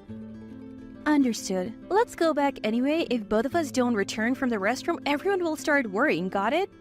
Amanda looked dissatisfied. She fiddled with her hair. I wondered if she had no intention of returning to her desk. I wanted to relax a bit more. You know, I'm favored by the CEO. If I tell him, you and Daniel could both be demoted. Lacking professional ethics, I was getting irritated talking to her. I needed to maintain a dull composure and decided to use my last resort. I'm your senior and your supervisor. Just then, other employees came looking for me. Manager, we were worried. Has Amanda done something inappropriate? Amanda's surprised face was memorable. Manager? Yes, I hold the position of manager. I returned from maternity leave earlier than planned as they needed me back urgently without taking any childcare leave. Today was my first day back. I was surprised to see how much had changed. However, I didn't particularly like being called manager. I had asked not to be addressed as such, but given my conversation with Amanda, Frank and others must have been worried. They called me manager. Amanda finally seemed to realize that I was the manager, and the reason the manager's seat had been vacant was that it was mine. Amanda had been sitting in my seat, acting as if she were the manager. However, the reality was different. Noticing the absence of my rightful chair, I gently asked Amanda, where is my seat? Amanda might be young and cute, but she completely lacks respect for her elders. She mistook me for a part-timer and treated me like an older lady. However, such an attitude is unacceptable even if I were a part-timer. Part-timers are essential for a company's prosperity. As a manager, it's my duty to treat part-timers with respect. Amanda seemed surprised to learn I was the manager, but turned around as if she still had one more card to play. But Grace is the manager. I'm favored by the CEO. What an impudent woman! I sighed for what felt like the upteenth time today. It's time to return to the office. I thought about going back alone if Amanda didn't, but she silently followed me. Back in the office, Amanda seemed to sit at her own desk. I took my seat in the manager's chair. I immediately called the CEO. Oh, what's the matter? Is that the CEO? I returned to work today after finishing my maternity leave. I need to discuss something with you. Could you please come to our department? Understood. I'll be there right away. I'm also concerned about your health. I sighed again after hanging up the phone. Soon, everything would become clear. Within 5 minutes, the CEO arrived at our department. As always, he looked energetic and asked me, How are you feeling? He asked me. I responded to the CEO in a loud voice. I'm doing all right, but I have a question for you. Oh, what is it? Is it true that you have been in a long-term relationship with a woman? What? Did you call me here just to confirm that? I looked at Amanda. Yes, I was just curious if you had been approaching Amanda? The CEO didn't take it seriously and laughed. What are you talking about? You know I've been dating Emily for over a year and we're planning to get married soon, right? Right, you're getting married to Emily, so there's no way you would approach Amanda. The CEO looked surprised. What are you saying? That's scary. Did Emily tell you something? You know I love Emily. I've never even talked to Amanda with any intention of approaching her. Of course, I said. Then turned my gaze back to Amanda. Amanda's face had turned pale, and no wonder. She had just found out the CEO had not been approaching her. It was all her own misconception? What should I do? I said this mischievously while looking at Amanda. Amanda? The surrounding employees didn't know whether to laugh or keep a serious face. Amanda, called by name, stepped forward. Yes? Did you understand what I said? The CEO looked at Amanda and me, not understanding the situation. Amanda, appearing to have given up, spoke again. Grace, aren't you being overly familiar with the CEO? I did intend to be overly familiar with the CEO, but it seemed my normal behavior might have come off as such due to my irritation with Amanda. Is that so? Amanda, seeing my confused look, seemed to misunderstand that I had a sexual relationship with the CEO. Could it be that you and the CEO have a sexual relationship? As I hesitated to answer, the CEO promptly replied to Amanda. Do Grace and I seem that close to you, Amanda?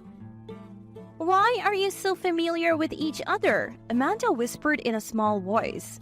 The CEO continued. Well, that's because Grace and I are cousins.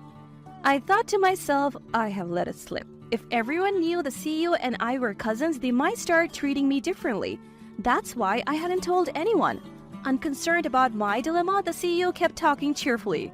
Grace is very competent. Amanda, you can learn a lot from her. Work hard. Amanda, altering between pale and flushed, managed to say, Yes. Amanda said only that. Then the CEO said, Well, I should get back to my office now. And he left. That left us there. I managed to say, Let's all focus on our work, and return to my desk. The day ended like that, but Amanda seemed unable to concentrate on her work, and the next day she was absent. Perhaps she felt humiliated. She did call to report her absence. Could that be considered the bare minimum of professional etiquette? I'm sorry, I'm not feeling well today, so I'm taking the day off. And with that, the call ended. Amanda was absent the following day as well, but this time there was no call. She continued her unexcused absences for the next few days. After a week of no-shows, her resignation letter arrived. Amanda, who had arrogantly taken long bathroom breaks, must have been deeply embarrassed after her relationship with the CEO was clearly denied. Amanda was certainly young and cute, but it seems she never ended up marrying a colleague and resigning. After Amanda left the company, it was revealed that many men had been approached by her. It appears she had approached everyone she was interested in. Amanda's whereabouts are unknown. As for me, I am enjoying my work immensely. My subordinates are saying, We're really glad you're back and we rely on you, bringing a lively atmosphere to the department. My husband has been promoted to head of the department. The CEO fairly evaluates both he and me, making the workplace very satisfying. Additionally, the CEO has asked me to be present at the interviews for new employees from now on. It seems this incident made the CEO realize he's not good at discerning competent personnel. The CEO said, With Grace, I'm reassured, since she has a good eye for people. He was as laid back as ever. I want to hire new employees who can value the company and their colleagues. We don't need new hires who come with preconceived notions like mistaking a woman in her late 30s for a part-timer. Nor do we need those who don't treat part-timers with respect. Youth and good looks aren't necessary either. What's important is the ability to work humbly and efficiently. Time to work hard again today. When I don't like your attitude, you're fired. I was declared so by the president's wife Mary, and I obediently complied. However, quitting my job would put me in a financial bind. That's when a brilliant idea struck me. Are you sure about this? Mary mocked me as I said that. After returning home, I immediately scheduled a meeting with a rival company. And as a result of joining the rival company as a top salesperson, I made a comeback. I'm Paula, 45 years old. I'm not married and don't have children. I have a boyfriend, but I don't plan on marrying him. We live together but manage our finances separately. I work in sales at my company. I was deeply captivated by sales as soon as I joined. I believe I have a fair amount of sales talent. This confidence started with the Rookie of the Year award in my first year. Since then, I've consistently been the top performer, surpassing all my peers. I maintain the best record in the company, and no one has yet surpassed my past achievements. My status in the company has significantly changed over time. Now recognized by the president, I'm invited to important meetings to share my opinions. I'm proud of that. One day, I heard the president got married. She was 17 years younger than the president and apparently used to be an actress. Her name is Mary. I thought I might have seen her on TV. The president seemed completely smitten with Mary. I immediately conveyed my congratulations to him. He was pleased and invited me to their wedding. Mary looked confident and admirable at the wedding, but after she joined the company, my impression of her changed drastically. She started acting as she pleased, using the president's name as a shield. Mary joined the company last month. The president appointed me to mentor Mary in the techniques I knew. In other words, I became Mary's supervisor. He wanted to make her vice president and valued my contribution to the company.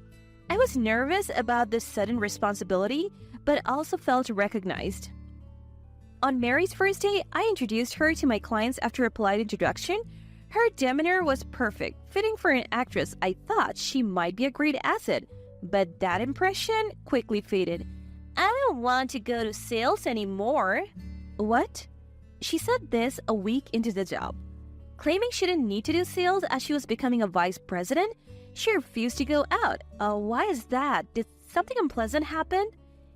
It's because the sun is too strong. Oh, what?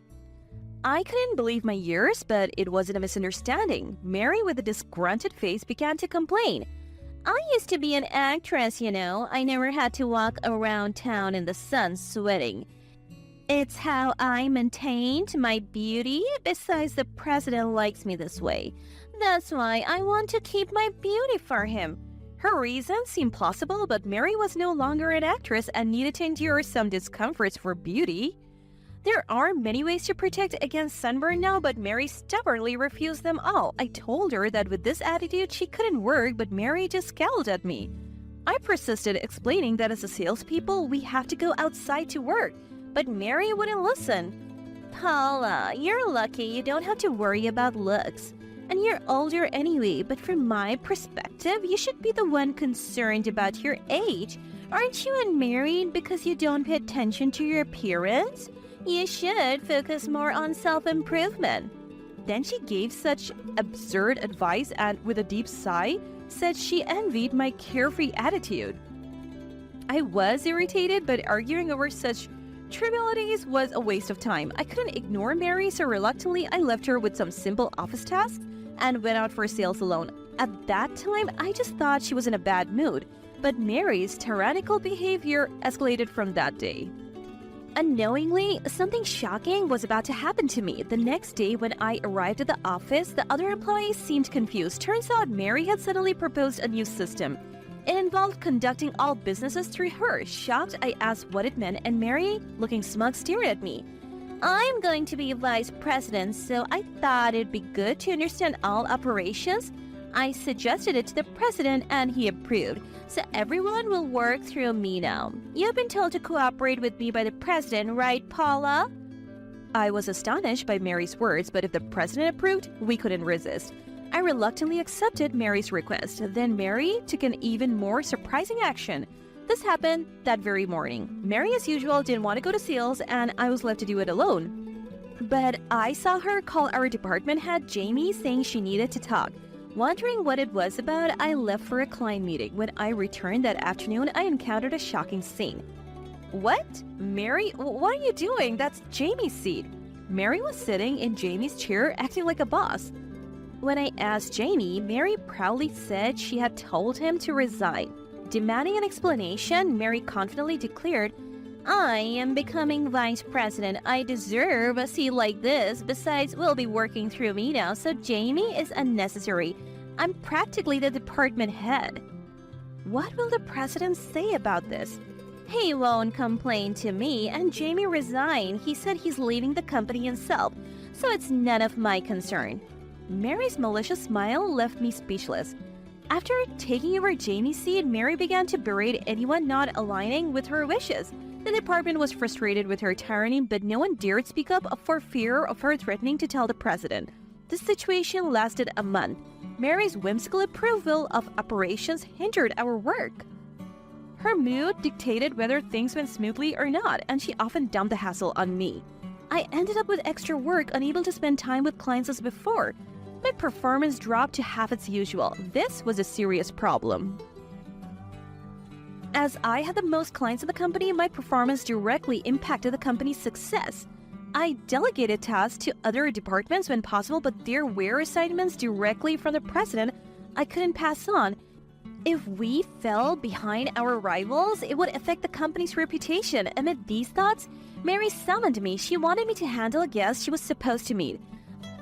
I complied and took care of the guest in her stead. Upon returning to the department, Mary summoned me again. This time, she ordered me to handle her menial tasks. She was just drinking coffee and playing with her phone, so I wished she would do them herself. With another client meeting pending, I politely declined the menial tasks. Choosing my words carefully, Mary turned, raising an eyebrow. Are you saying you won't follow my orders? Not at all. I just think you can handle these yourself, so I'll prioritize my other work. Is that work more important than what the future vice president asked? Do you understand your position? Mary glared at me with a displeased look. It seemed she was in a particularly bad mood today. I felt utterly annoyed at being tangled up in her unreasonable complaints. Maybe my irritation showed on my face because Mary shouted in anger. You always do this. Do you still think of me as a subordinate? Just so you know, our positions have long since reversed. I hate being looked down upon the most. Just listen to what I say. I was appalled by Mary's irrational behavior. Scowling at me, she belittled and insulted me before leaving the department, saying she felt sick. After she left, I finished the menial tasks she had asked of me and hurried to my client. That evening, I was summoned by Mary to the conference room. The appointed time had long passed, but Mary entered with an air of confidence. She started by saying she had something important to discuss. Thinking I had chosen my words carefully, Mary turned to me with a raised eyebrow. I don't like your attitude, so you're fired. I was utterly shocked at Mary's declaration. What authority did she have to say such a thing? Seeing my confusion, Mary smiled smugly. If you don't like it, obey me. Even if you are the president's favorite, I can easily get you fired. Mary laughed triumphantly. Stunned by this unexpected turn, I realized that obeying Mary would only lead to terrible treatment. Despite the president's request, I was beginning to feel like being manipulated by Mary was unacceptable. However, quitting would mean financial struggles. That's when a brilliant idea struck me. Are you sure about this? Mary mocked me as I said that. I sighed at her attitude. Understood. Huh? Surprised at my response, I decided to comply. Are you really quitting? You said it, didn't you? But I said you could stay if you obeyed, right? You're firing me because you don't need me, right? Then I'll quit. Mary seemed utterly taken aback by my response, speechless. I told Mary I would clear my desk and left the conference room. Glancing back as I closed the door, I saw Mary standing there dumbfounded. When I started cleaning my desk, colleagues who had heard the rumors gathered around. Are you really quitting? What did Mary say to you? The department can't function without you, Paula. My colleagues expressed their regret at my departure, but having already declared my resignation, I couldn't stay. I quickly said my goodbyes, told them my work was ready for transition, and advised them to check my computer later. I promised to be available for consultation if they called, and then left the company. On my way home, I called Jamie. After exchanging current information with Jamie, I immediately set up a meeting with a rival company upon reaching home. The next day, my new job was with a rival company of my former employer. Jamie, now my boss, and I were about to embark on many sales ventures together. The president of the rival company warmly welcomed us and even expressed his expectations. My boss seemed revitalized by returning to fieldwork. It feels like old times. I always admired you as a department head, Jamie. Hey, I'm not a department head anymore. Right. Sorry about that. As we exchanged light-hearted banter and approached the company's front desk, we noticed something amiss. Wondering what was happening, my surprise grew upon seeing the woman at the reception. What are you doing here, Mary? There you are, Paula. Come back to our company right now. Huh?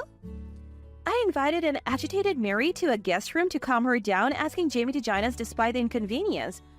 I asked Jamie to join me despite the inconvenience. Everything's a mess. Mary had been ranting like this since she started talking. Since she insisted I return to the company immediately, I asked Mary why, considering she had fired me. Then Mary shared what happened after yesterday. Minutes after I left the company, the president rushed into the department. Apparently, an HR employee had reported my departure. He was questioning and visibly upset with the other employees. Mary then explained the situation.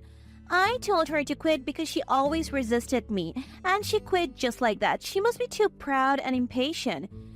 How can we improve efficiency with someone like that around? I made things clear, so don't worry.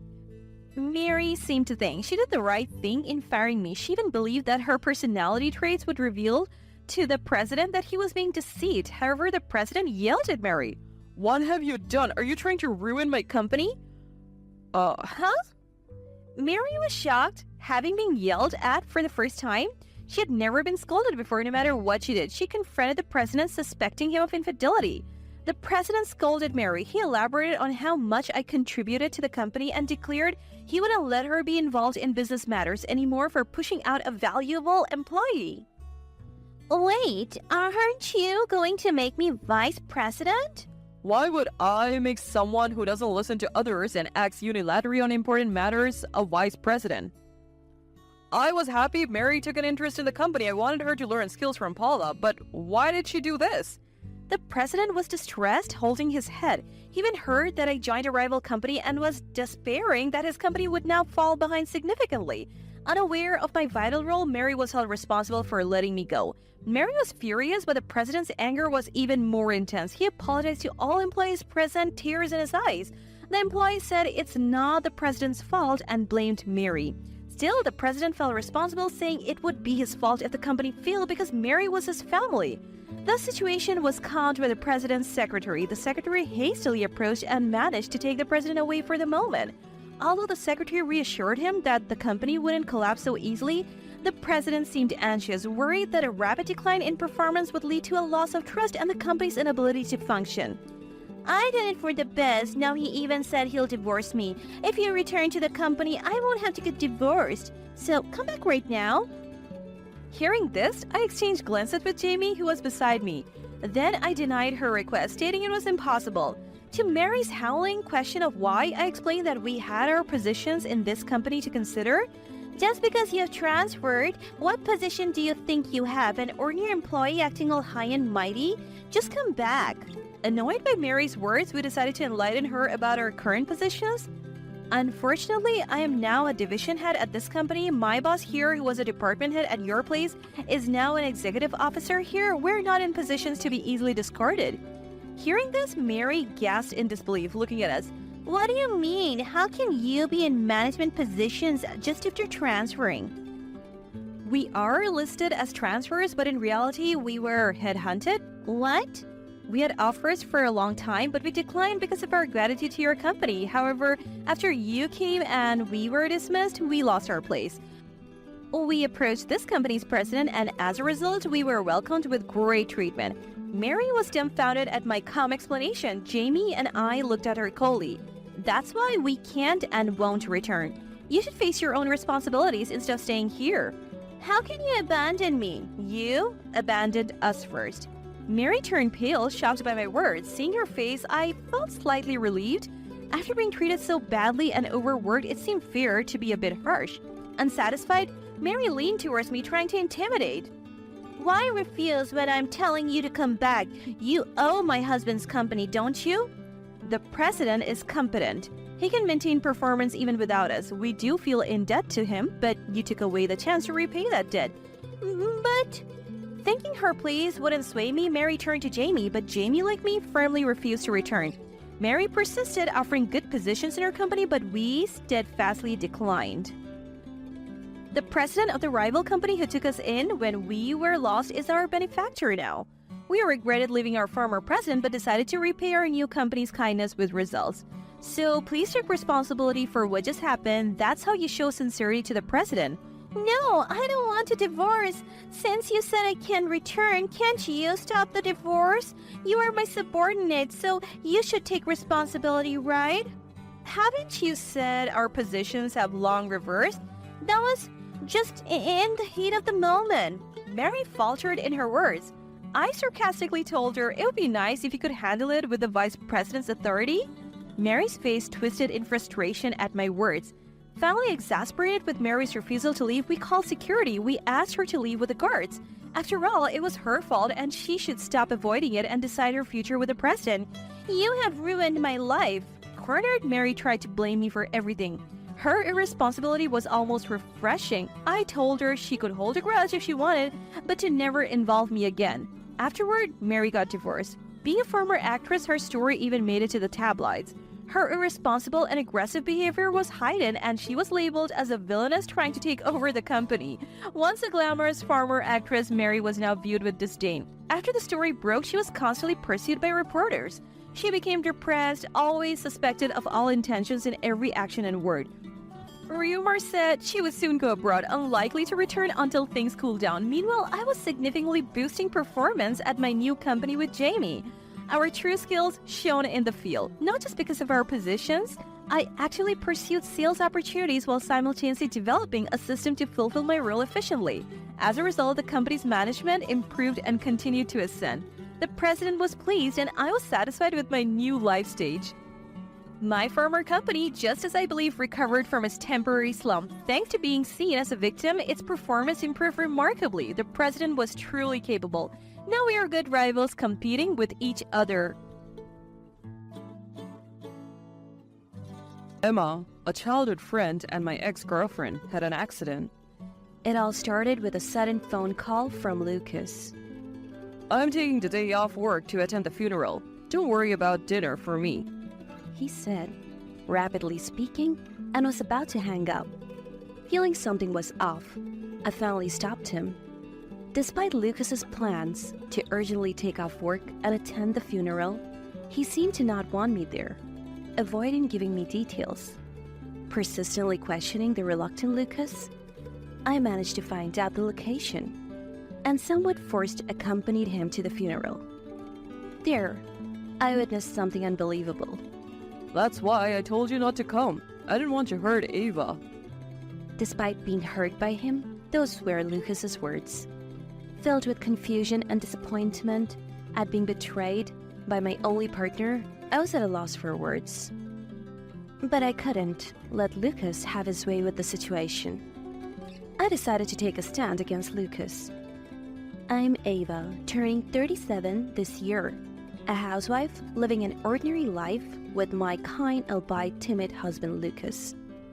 Our life changed drastically due to a lie Lucas persistently told.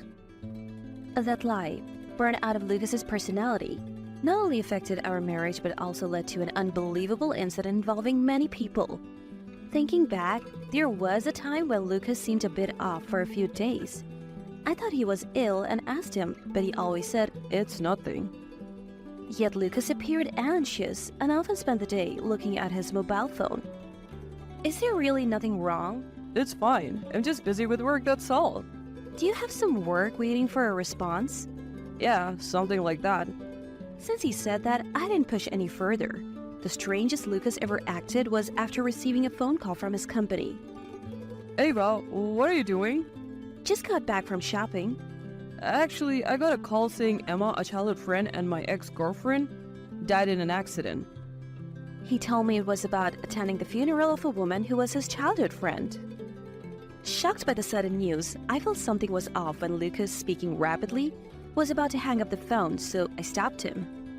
The situation is too sudden to understand, but Shouldn't I go with you? It's okay. She was an old friend, Ava. You don't have to come. But what about you going alone? Can you at least tell me where it is? Despite his plans to urgently take off work and attend the funeral, Lucas didn't want me there and avoided giving details. Still, thinking I should go if she was an important friend of my husband. I persistently questioned Lucas and found out the location. And at the funeral I reluctantly attended, I saw something unbelievable. What on earth is Lucas doing? As soon as we arrived at the funeral, Lucas and I were guided separately, and I was directed to a corner. Where did Lucas go? I wondered, looking around. The atmosphere was cold and I felt scorned. Feeling uncomfortable and anxious, I was looking for Lucas when I saw it.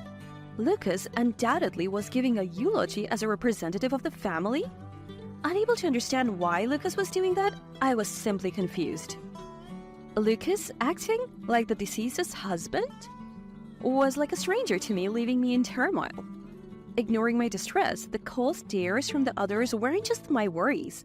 They pierced to me mercilessly. So noisy. A man who seemed to be a friend of the deceased clicked his tongue, and I just had to bow my head and keep quiet.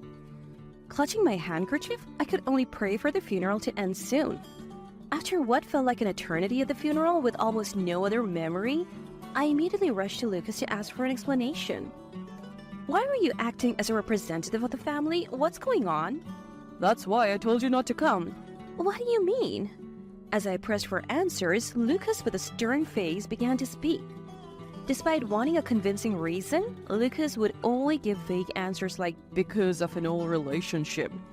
Moreover, while talking to me, he said he had something to do and tried to leave me again to return to the funeral venue. Wait, explain it to me properly. That's what I've been saying. There's no way I can accept such a reason. Our conversation leading nowhere was interrupted by Emma's mom, Mia. What's this dispute? Mia. Sorry to interrupt, but there are still matters like inheritance procedures we need to discuss, so I have to go. Inheritance? I blurted out in surprise. I was still trying to comprehend why Lucas acted as the family representative, and now being involved in inheritance discussions of a friend's estate only deepened the mystery, sending me into panic. Wait, what do you mean inheritance? Why Lucas? What are you talking about? Isn't that rather rude? I'm sorry, but why is my husband handling the inheritance procedures? What are you talking about? Mia looked at me confused, but then explained something. As if she had understood something, she mocked me and dismissed me with a cold voice. So, that's how it is. Lucas will inherit our daughter's estate. But what does that mean? I'm saying it won't be given to you. That's not what I'm asking. Despite my attempts to understand the situation from Mia, our conversation hardly made sense and she just took Lucas away. Being treated so coldly by someone I had never spoken to, I was left standing there dazed. It was Lucas and Emma's friends, who I saw earlier at the funeral, who snapped me back to reality. Trying to go after Lucas and even the inheritance? How greedy can you be? I'm not after the inheritance. What on earth is going on? They too, like Mia, looked at me coldly. The attitude of these strangers, whom I had never interacted with, made me wonder if I had unknowingly done something wrong. Unable to stand their words, I asked for an explanation. And from their mouths, I learned something unbelievable. What on earth is happening? Despite being strangers, they approached me with scorn and revealed Lucas's terrible lie. Firstly, Mia and they seemed to think I was a stalker pretending to be Lucas's wife, attending Emma's funeral as an impudent woman. Wait, Lucas married Emma half a year ago? Yeah, they couldn't live together because of you. You have been clinging to Lucas, haven't you? According to them, Emma and Lucas were supposedly married for about half a year, but they couldn't live together because of me, a stalker, causing trouble for Emma? This absurd story left me speechless, but they refused to believe anything I said. No matter how much I insisted I was his real wife, they saw it as mere delusion. Waiting for Lucas to explain would only reinforce their stalker suspicions, so I had no choice but to go home alone. Back home, I was completely stunned, treated with contemptuous words, Brushed off by Lucas, who should be my ally, and returning home alone? I felt utterly miserable. Alone at home, doubts and fears overwhelmed me. Am I the crazy one? It's just Lucas lying, right? Restless, I called my parents' house. Oh, what's wrong? Calling so late at night? Mom, Lucas and I are married, right? Of course, what are you talking about? It's obvious, but we had a wedding ceremony and our parents attended it. And my mom, who knew we went together to get our marriage certificate, asked, is something wrong? Her gentle voice eased my tense heart and I ended up telling her everything that happened today. I didn't understand why Lucas would lie and why I'm being treated as a bad person. I don't know either. Mom seemed at a loss for words and fell silent over the phone. Then I heard voices in the background and it seemed Dad took over the phone, his deep voice reaching my ears. I heard the story. Is Lucas there now? He hasn't come home yet. I see. I'll come over right now. And Dad said that and hung up before I could react. Lucas didn't come home all night and the next morning, Dad arrived first ringing our doorbell. Is Lucas back? Not yet, it seems. I see. But I told Dad that Lucas hadn't returned yet. He said he would wait until he comes back and sat down in the living room. Normally quiet, Dad was tapping the table with his fingers in frustration. Lucas acted as a family representative at the funeral, I heard. Yes, his ex-girlfriend died in an accident. Did you know anything about it? No, he evaded my questions. That's why he said not to come. I answered honestly and Dad let out a deep sigh. Lucas finally returned home in the afternoon looking exhausted. Dad immediately said in a low voice, Let's hear your story. Mason, well, why are you here? I came to understand the situation. What's going on?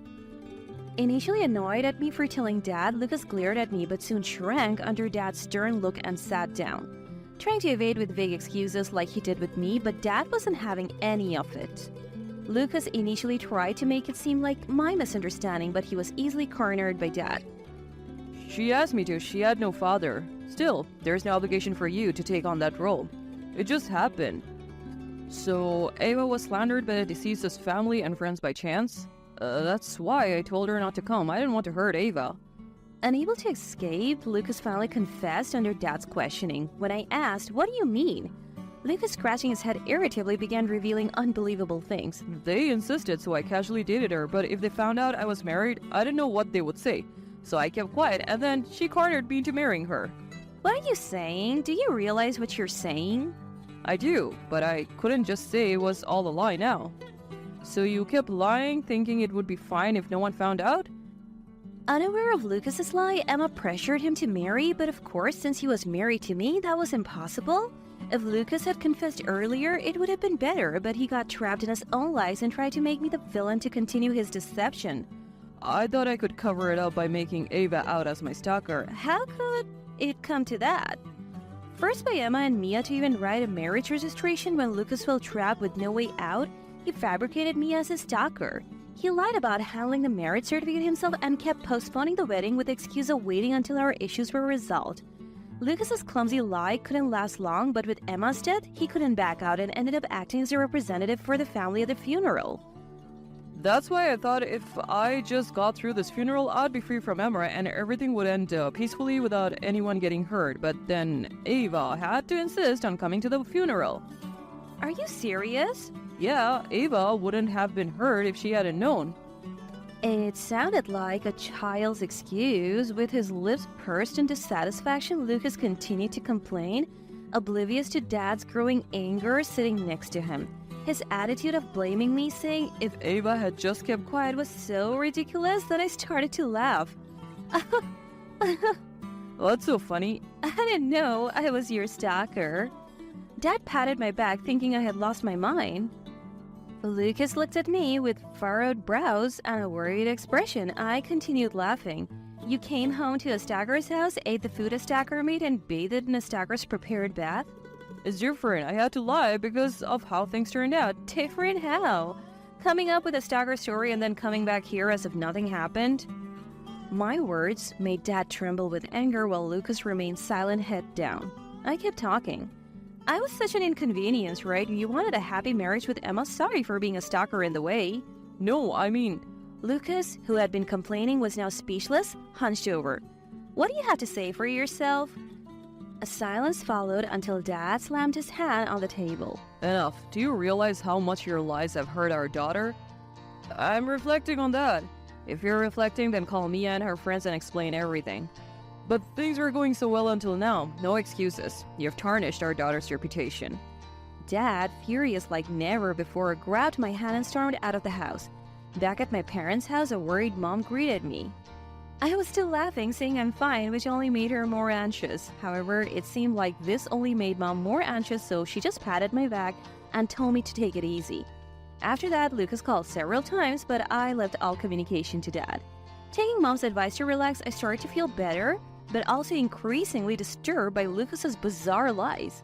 About 2 weeks later, Lucas said he was ready to talk, so I went with my parents to the designated place. Lucas is stalker here? Ava, I'm sorry. Ava, stop it. As soon as I arrived, the stares from the people already gathered made me laugh again defensively. And Dad scolded me as I sat down, and when Lucas tried to sit next to me, I shooed him away. Start explaining what's been going on. Lucas, what exactly do you want to discuss? Surely not that you were cheating with this lady. Mia, clearly despising me, asked Lucas with visible discomfort. The other friends there glared at me, siding with Lucas. Lucas, for his part, looked resigned but still hopeful for Dad's and my forgiveness. Of course, no sympathy was given, and I urged Lucas to speak in front of his late-arriving parents. Are you going to tell the truth, or am I your stalker forever? Everyone, I have something to apologize for today. With a lack of confidence in his voice, Lucas finally started speaking. The truth was, I was married to him. Lucas hadn't submitted a marriage certificate with Emma. Until the funeral, he seriously thought he wouldn't be caught if he pretended I was a stalker.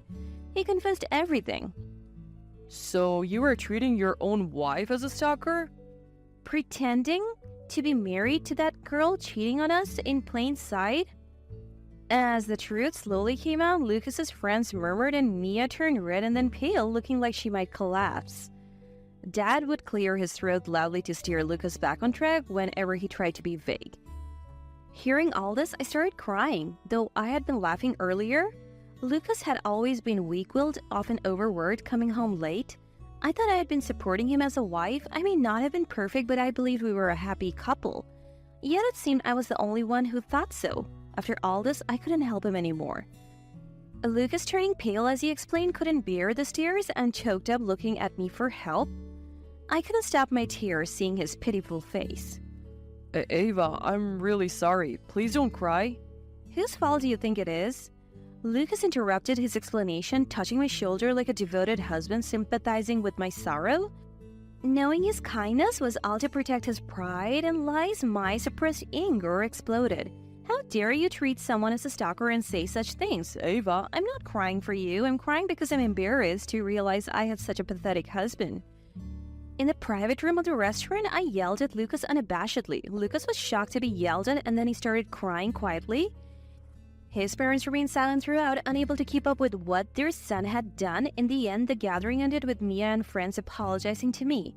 Ava, I'm really sorry. You'll come back home today, right? Stop it, it's disgusting. I realized we couldn't understand each other when Lucas suggested we go home together. He was surprised when I refused, not expecting it. His parents apologized profusely and took him home. Lucas thinking a simple confession would suffice for forgiveness seemed alien to me.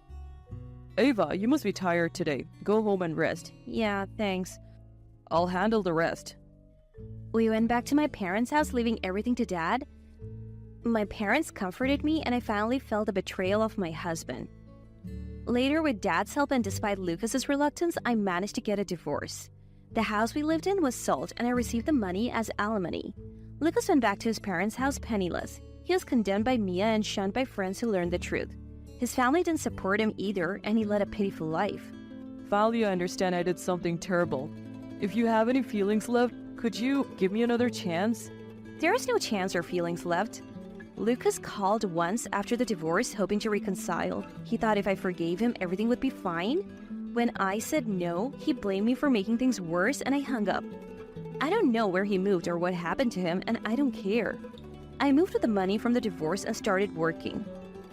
Surrounded by sincere and kind colleagues, I'm enjoying my work. Ava, how are you doing? Any troubles? I'm fine now. I'm actually enjoying my work. That's good. Dad's calls increased after that. Mom said he's worried about me in his own way. I don't want to marry again, but I've come to appreciate my family more. Work is going well, and I feel I found my own happiness.